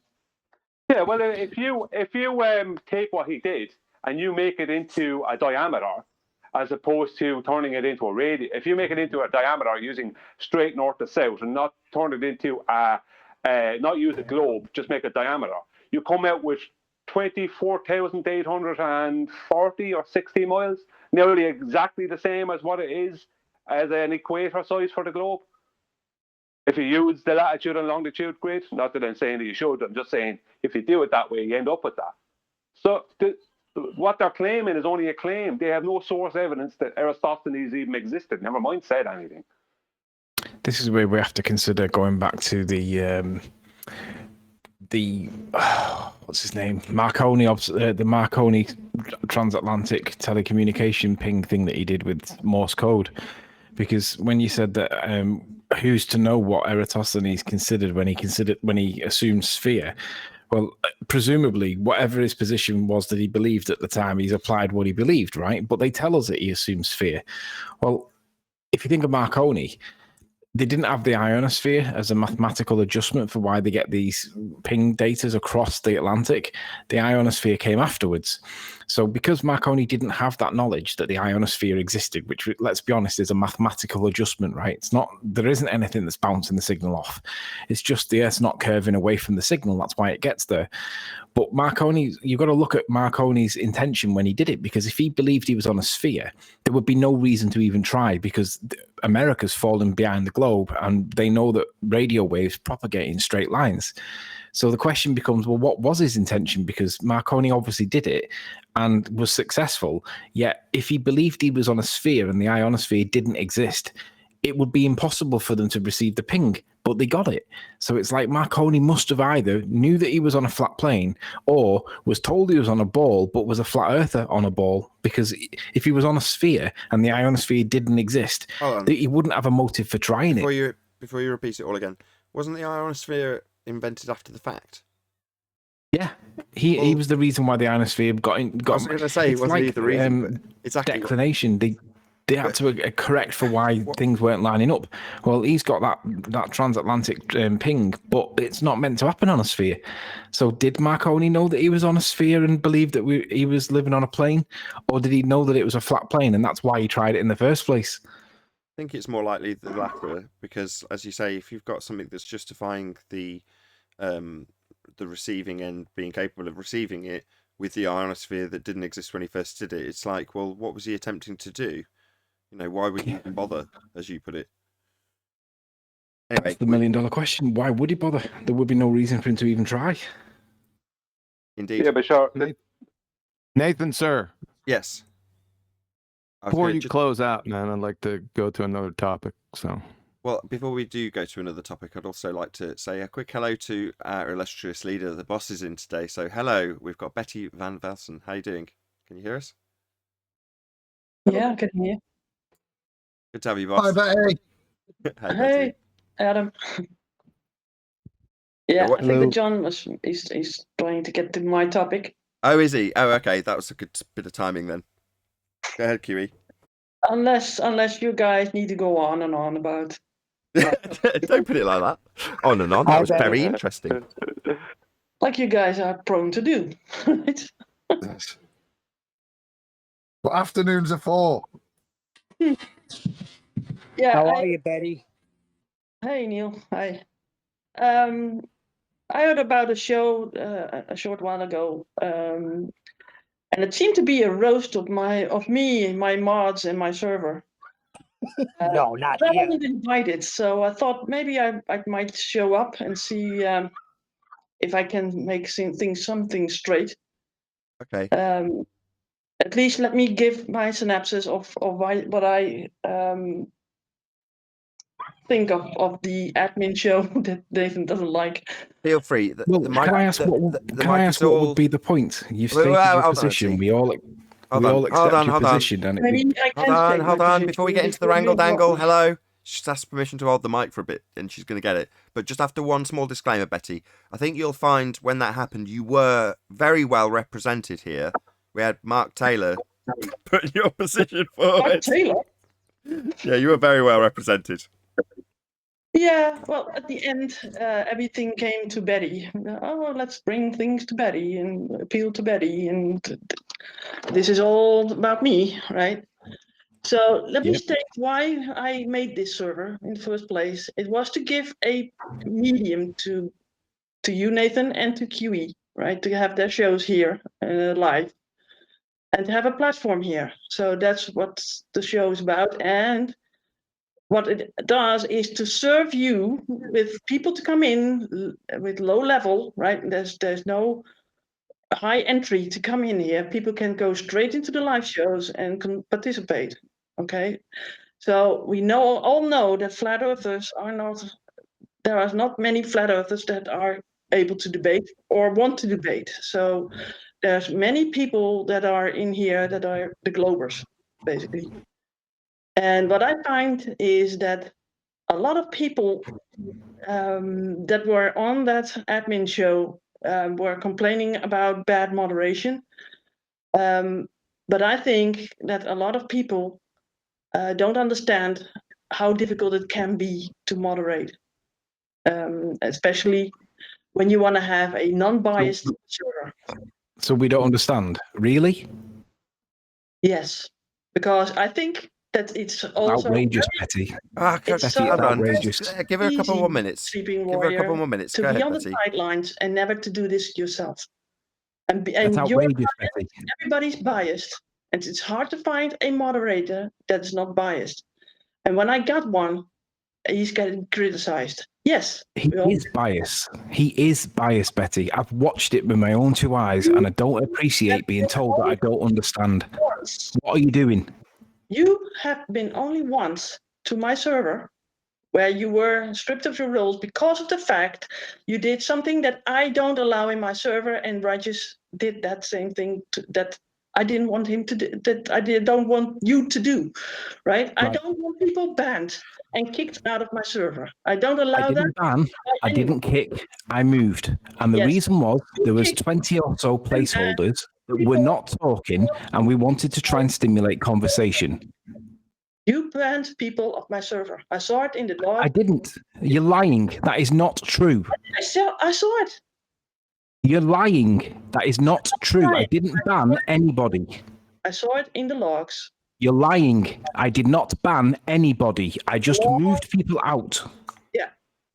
Still, you never modded in my server. I gave you moderations from the beginning, right? You never modded. Then you got involved into servers. Do you know what I did? Do you know what I did, Betty? I let everything slide. Hey, Anthony, stop over talking her. Fuck off. Can you take this elsewhere if it's going to descend into this? I'll give you fuck off, son. Ugh, no need. No need. He's left. Good for him.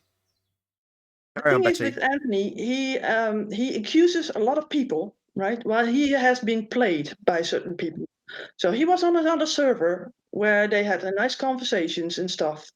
And one of the members there was also on my server. And we didn't agree on a certain meme that was presented because it doxed someone, right? It was a baller, but we don't allow also people to be doxed. I don't allow anybody else to be doxed, and also not ballers. So we weren't agreeing on that, and we had a little bit of a sort of thing going on with that person, and then he came with Anthony, right? So Anthony was being played so that that person could be whining and manipulating me to do certain things on my server, and I don't allow that. So there's two things that I really hate. It's one, hypocrites, and second, it's that manipulating, whining by certain flat earthers in this sense, and also ballers. So I do not condone that, and then I usually separate them. So that's what happens. And Righteous knows that, and he does the same thing. So when Anthony was finally coming into my server, he was attacked by ballers. And he has a name, so people will attack him. It's the same with QE. When he comes in, he is getting attacked by people immediately. So if you can't stand the heat, then don't get into the fight, right? And I don't like people being banned or kicked. We just isolate them, correct them, and then can come back. That's He's how it denying works. that, Betty. He's denying that. He's saying he didn't ban anybody. He made that he got really up close to his mic. Trust me, I heard what he said. He's denying that Well, categorically. then he threatened to ban people. I don't know, but I saw mod logs that said otherwise. So Righteous Force was just getting his roles off so that he couldn't do it, right? And he apologized to me for doing that. Then he said, well, I want to apologize to Anthony about this. Anthony spoke to me and he didn't want to speak to Righteous. So if he has a problem with certain people, he needs to take that with that person and not hide behind me or anybody else. That's what I think. But Righteous defers it to you, to be fair. I mean, I can't really not bring that up because he just defers to you and says, well, Betty's happy with what I'm doing. And Anthony just says, well, that's Betty then. So he can't take it any further. So we talked and I said, okay, you have a thing with Righteous Force. Let's talk about it, the three of us, right? He didn't want to do it. Could you be mistaken about him banning people? He seemed pretty emphatic. He's not normally that emphatic if he's wrong. I can only see what I see, right? Okay. Well, thank you for putting your side across. Is there anything else you wanted to add? Well, the thing is that I'm agreeing with Righteous that I think that admin, and I think that you also agree on that, shouldn't be in a show, right? I gave this server as a way for people to come in, so that make it low key, basically. And yes, the ballers stay, and there are trolls that also stay here. And I can ban them easily, right? But they come back on soccer accounts multiple times, and the server gets maybe raided or people make screenshots and put that to the trust and safety of Discord, and then we lose the server. I don't want to have a big fight with trolls. Just ignore them and just man up. That's what I think. That's something I accepted after a year or two of doing videos. The same principle applies in the comment section. And I get endless emails. Occasionally I'll strop at them because they'll be swearing or getting abusive with me and telling me this. But in the comments section, you end up with abusive trolls that if you ban them, they just come back as a different account and then try and claim that as your censorship of them when they're being trolls. So you just have to accept it. And even more vicious, right? They come back more vicious than before. You can't die on every cross. So yeah, you could, or I could spend the majority of my time not producing material, not doing what I do for the YouTube channel and moderating comments. There aren't enough hours in the day to do both. Well, you just have to accept it because you can't battle it. Now, the people who don't run YouTube channels don't tend to understand that. They don't appreciate that you could just ban somebody, they'll just come back the next day. And sometimes they'll try and highlight that fact by giving themselves a number, like this is the same account, but with number 4, 5, 6, 7, to show how many times you've banned them. So what are you going to do? You just have to accept it. Man up, accept that that's what's going to happen in the comment section. Or I can turn the comment section off. Yeah. Yeah. Well, we all see here in what's happening in the world where you got this polarization going on, and a certain group or people group are getting banned or better being muted. I don't want to be a server where that happens. Yes, there are trolls. Yes, it can be very nasty, but it can also be very nasty from the flat Earth side. There are some really how do you say, militant flat earthers that have just found out or just are on the game, and they are really emphatically going on and on and on with these ballers, and they get into a trolley way. So that happened with Crit. He posted a meme about something, and then it sort of explodes. People make fun of him, right? And that happens. And if you can't stand that, then get out of the way. Then this is not the server for you. And I told him once before. He has left once before. And I don't like the whining, and I don't like it if he has to use others to get his way. I find it to be very manipulating, and I don't like that.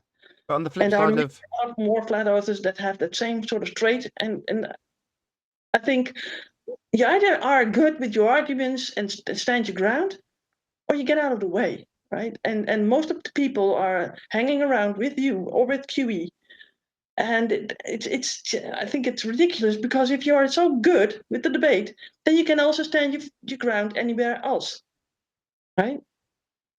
So don't whine, just get to it, get the good arguments, and see that you win.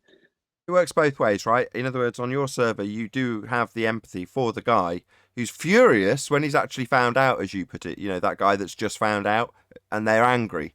But by the same token, those people, the same empathy is expressed to them also in the server, as far as I can ascertain. Yeah. Well, that's not what Pillbox and the other guy who was on the original show when this happened, Anthony, never brought it up. The other That's two what I guys wanted brought to it up. ask too. Why was Crit being banned and nobody else? That's all I got to ask. Or Well, being what do you that's call the it, muted thing. or whatever. That's the thing, you know, and that's what I agree on with Righteous Force. There's some things going behind the scenes that you guys don't know about, right? Some things that we get to hear or get to read, and that's something between us and the person. And I'm not going to bring that out in the open. Oh, go Right? on. Okay. Oh, go on. Just tell us. No, Well- okay. I received that. Yeah.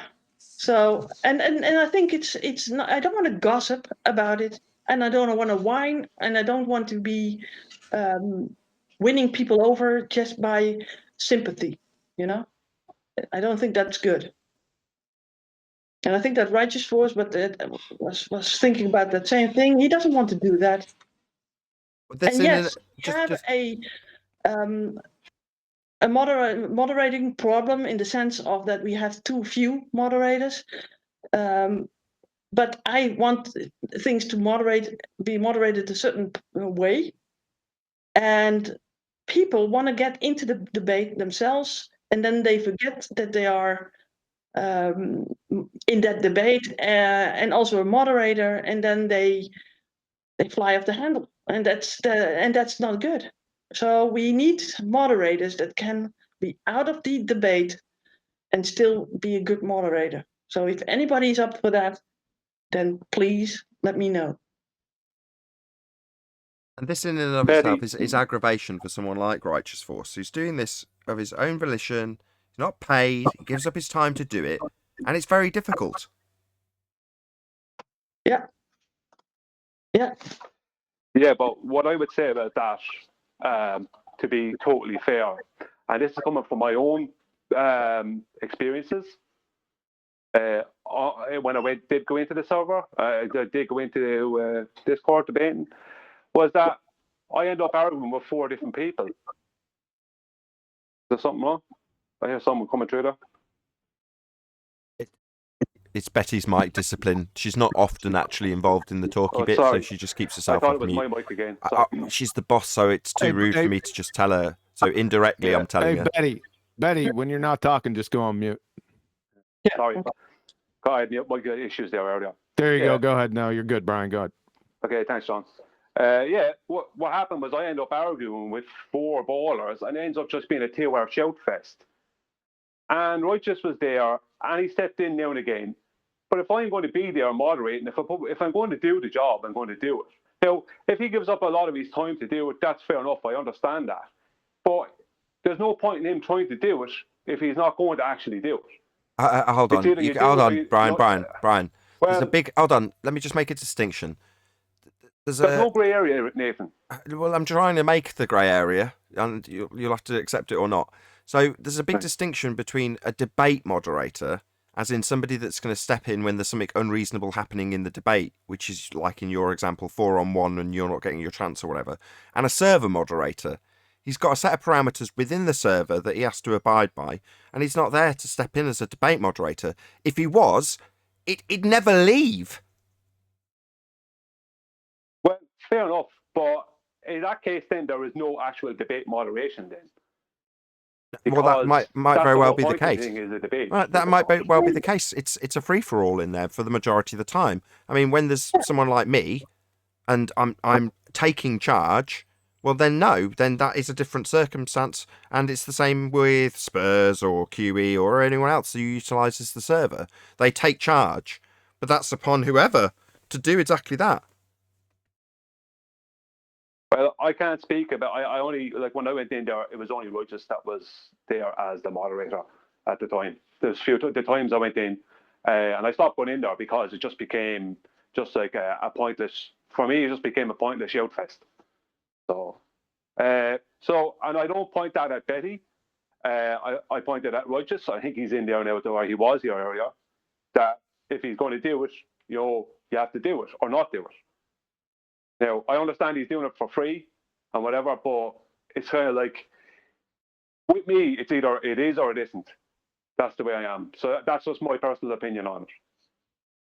Didn't Anthony try to take charge that day by moving people out so other people could? No, like, that's step during to the no, mic? that's during a live show, so that's a different set of circumstances. But in this Okay. instance, we're talking about your general day-to-day operation of a server and how the moderators of the server operate the server, as opposed to the debate happening on the server. Those are two very distinct, different things. And no, he's not there as a debate moderator. People like me, Spurs, QE, have to take it upon themselves to do that. And for me, it's an actual full-time job. In other words, you know, the amount of effort that has to go into it dominates my entire life as a result. And I wouldn't wish that on Righteous Force in a million years, unless he was getting something much more out of it than he is. Nathan, hang on, Nathan. Anthony, when he moved people out, did he have a role as a moderator? Is that the only way he could do it? I can't answer that. I don't know anything about that. Yeah, That's not my role yes. Yes. Yes, he had a moderating role. So then why do you, if Righteous is not going to do debate moderating and Anthony is a moderator, then why is anyone on this case about moderating? Anthony was a moderator from the beginning. He never exercised the moderating role ever.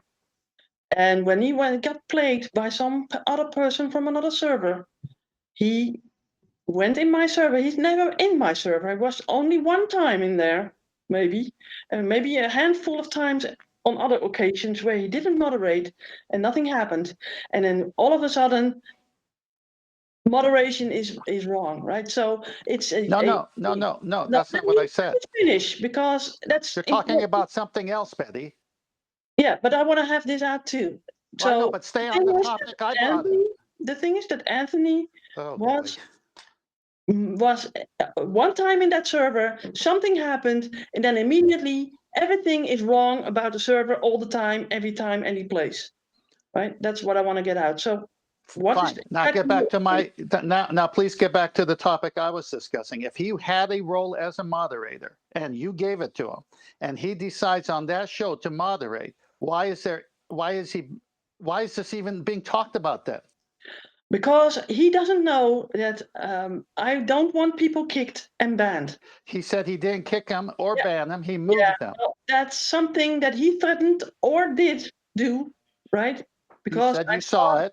I saw the things happening, so I didn't want to have that happen. And Righteous Force stripped him of his role before he could do any more damage. If he moves someone from one room to another, is that banning or is that moving? No, I'm talking about banning and kicking. And he said, as Nathan said, got close to the mic, I never did that. And still, I believe that I saw log logs where people were banned. So he said he moved them. You say he banned them. We'll leave it there. So how many years of complaints before it doesn't matter anymore? What are you talking about?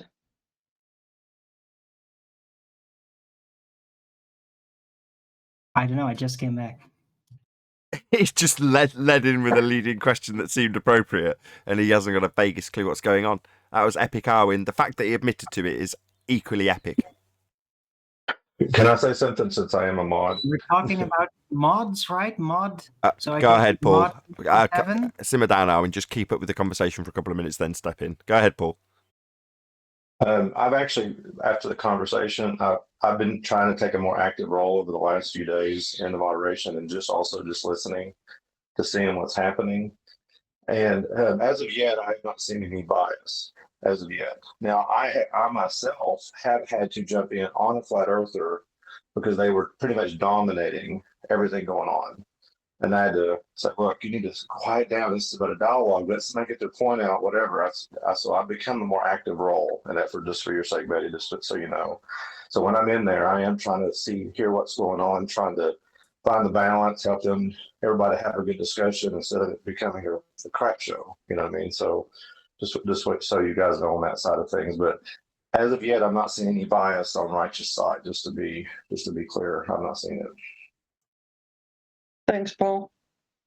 Who is it you had to tell off? Was it QE? Oh, we telling QE off? Get in line, man. Get in line. What I think the problem was, let me take a look from the outside because I wasn't in there. I wasn't around at the time. At this one specific issue with Anthony. Now, there are other issues, right, besides this one. This is what I got from it. Anthony was on another server. They were complaining about another gentleman and his memes, right? And they were dogging it out for about 2 or 3 weeks. Now, Anthony was hardly ever in the server. Yes, he had mod powers, but he had never come in. So this one day he come in, Betty wasn't around, Righteous was there, and Anthony started moving. I don't know whether he banned him. I don't know. He did something, and it was a little bit erratic, right? So Righteous took his roles away, which he shouldn't have done, right? And then we got the hurricane after it, where Betty said, okay, let's sit down with Righteous and Anthony. Let's work it out. It's not that big of a deal. But Righteous shouldn't have took his roles away. So that's where it ended. Yeah. Because Anthony didn't want to have any discussion with Righteous about it. Yeah. And he didn't want to hear his apologies because Righteous was going to apologize for the fact that he stripped him of his roles. And he was going to give them back, but he hadn't gotten the chance because he left. He left the server. Yeah. And I get that about right? If you quarrel with someone, you at least talk to the guy. If I may insert my 2 minutes, that's not the first time something like that has happened. It's just the last time, and Tony's made it clear to me that he's just sick of it. Because this has been playing for years now. That's why I originally asked, and I was on target, couldn't back it up at the time, how many years before it doesn't matter anymore? It has only happened once. No, because he was never in my server, and he has had even shows from my server when Nathan's YouTube channel was down for a while. He had some live shows from my server, and nothing happened then, right? So there's nothing going on.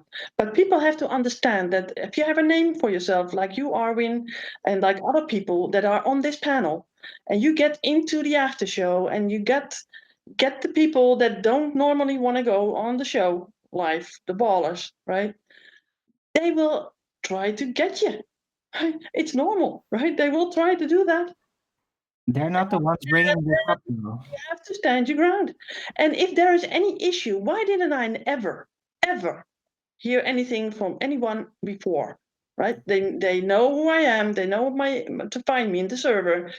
And I've never got any complaints except for a couple of people that are whining and manipulating me to try to get them in a certain position where they have more powers so that they can abuse the powers, right? Because they will, and they do. Can I add something, please? Just before you go on, Armin, I want to say a huge thank you to Betty, because what she does and what she provides is utterly thankless, requires huge amount of effort, provides a mad service for me and everyone who watches the channel. It's just, I can't thank her enough. And all she gets is this to deal with. So, you know, you're an angel and you've got to deal with this crap. Oh, Betty, you're ace. If you were here, I'd kiss you. You're amazing. Thank you. Thanks. I was almost going to change my server name to Numpty & Co Lounge.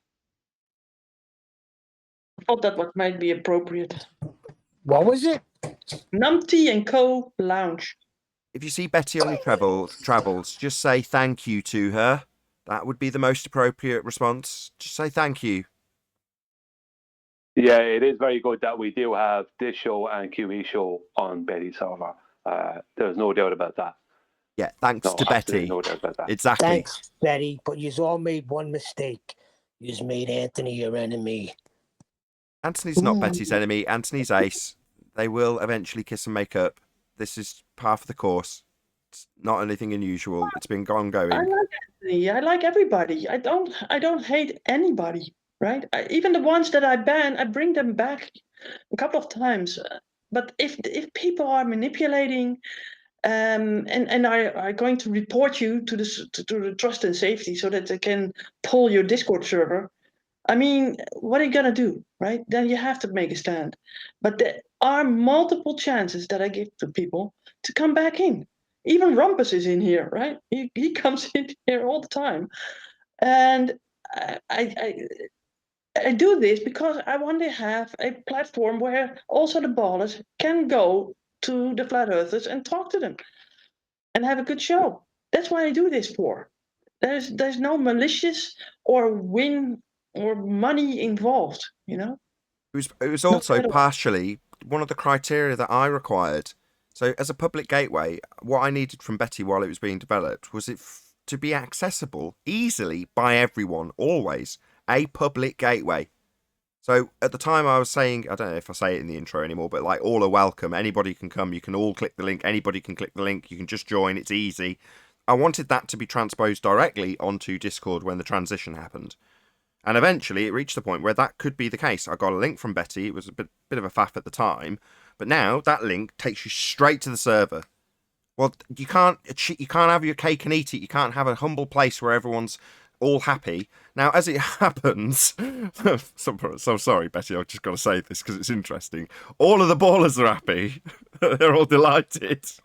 I'm sorry, I shouldn't find it so funny, but it just is. Yeah. It's just, you know, it's a testament to the fact that the server, my public gateway for the public to come and discuss the subject, it doesn't matter how quiet it is. I rest on my laurels because I can say, yeah, they can come. The fact that they're not, do you think that upsets me? No, quite the contrary. But they can, and they do, and occasionally we get the guy like we've had the last week. He popped in and hasn't said anything. He's here now. Sam, he's on server deafen. You know, for whatever reason, he's not introducing his 2 Pennyworth at the moment. But he can, and he has. Now, if that was over a moderated server, he wouldn't have got his chance. We wouldn't have heard him. Yeah, and exactly, and it's kind of telling that we have not if it's so dominated by ballers, knowing stuff and trolling the place, they don't get into these shows, right? And they can, and they don't, and I think it's telling. I mean, that means that they don't dare come in, right? And then they just dare to troll, basically. Yeah. But they also found some friendships among one another, and when you ban one, the friendship falls apart, right? And I think that even though that my server is a debate server, also friendship and communities are being made, and also other things are being talked about. I have a lot of ballers that are Christians, and I talk with them about the things, and that's why I also don't want to have people banned that quickly. So, yeah, I think we have to know that we can't make an ideal world. If we could, we already had one. But we can make an ideal gateway for QE and my and Spurs and a few others people's show. And that's what the server is primarily for. That's its main purpose.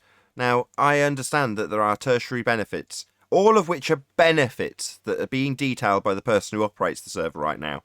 As I say, thankless task, right, Betty? Nevertheless, its purpose serves beautifully and is very telling when the purpose of the show is so it's a gateway for the public so that there's a live show with a public gateway. And when it comes to the live show, it's like it's a studio. This is the studio. The Discord server is the platform. It's the stage. Now, when the lights come on, the cockroaches disappear. Yeah? And we're left with a spotlight on the fact that there's no scientific evidence for Earth being a sphere. That's what we're left with. A bright, shining spotlight. Now, there's plenty of cockroaches all around the sidelines watching it happen, but are they crawling onto the stage when the lights are on? No. And that's how it should be. I'm very happy when that is the situation. And that is the situation. And is it because the server's horrible and people come to me daily blaming the server? I don't have to deal with any of that. And I'm so grateful for it. And that's purely down to Betty. Now, you could say, oh, well, the mods, blah, blah, blah. No. This is delegation from top down. This is Betty. That's her doing. No one else's. And she just needs thanks for it. That's it. That's all it requires. So thank you. Not that you're ever going to get it, Betty, but you'll get it from me every time I see you. Thanks. Well, and also thanks to Righteous, because he helped me out a great deal, especially in the beginning, because I had to do this. I have a daytime job, I can't be here 24/7. I also sleep at night. Could you imagine? I am here in the evenings a couple of times. Also, Righteous is here on his own free time, and he plays video games. Well, boo-hoo that he plays video games, but he's still there. And when something happens, he just tries to act on it. And I made a couple of people mods, and I hope that people that we can get together with the mods again and speak about this and keep it to ourselves for now, for the next time, and see how we can manage these things. And I need new mods that can be not non-biased towards either side and just be moderators. So if anybody's up for that, please. Indeed. It's a tricky situation with me and Anthony. Anthony's a very good friend of mine now. I've known him for a long time and we're good mates. So this is an awkward position for me. It's a literal conflict of interest between my personal life, my friendship with Anthony, and my work life doing this. But that's life. It's tough. I'm not going to come to Betty and moan about it. Oh, yeah, let's make her life a bit more difficult. I'm sure you'd love that, right? No, I'd rather just say thank you and move on with my day. With that, I'm going to say a huge, massive, enormous thank you to both Discord and G+ panels for making today's after show possible. Of course, a massive thank you to all of you in either Nathan Oakley 1980 or Nathan Oakley premiering streams for hopefully smashing the super chat, liking, commenting, sharing, subscribing, and all that good stuff. Also, below this video, there is a link to get £50 for switching your UK energy provider to Octopus Energy. Once again, a massive thank you to both Discord and G+ panels for making today's after show possible. I've been Nathan Oakley, and I'll see you all in the next video.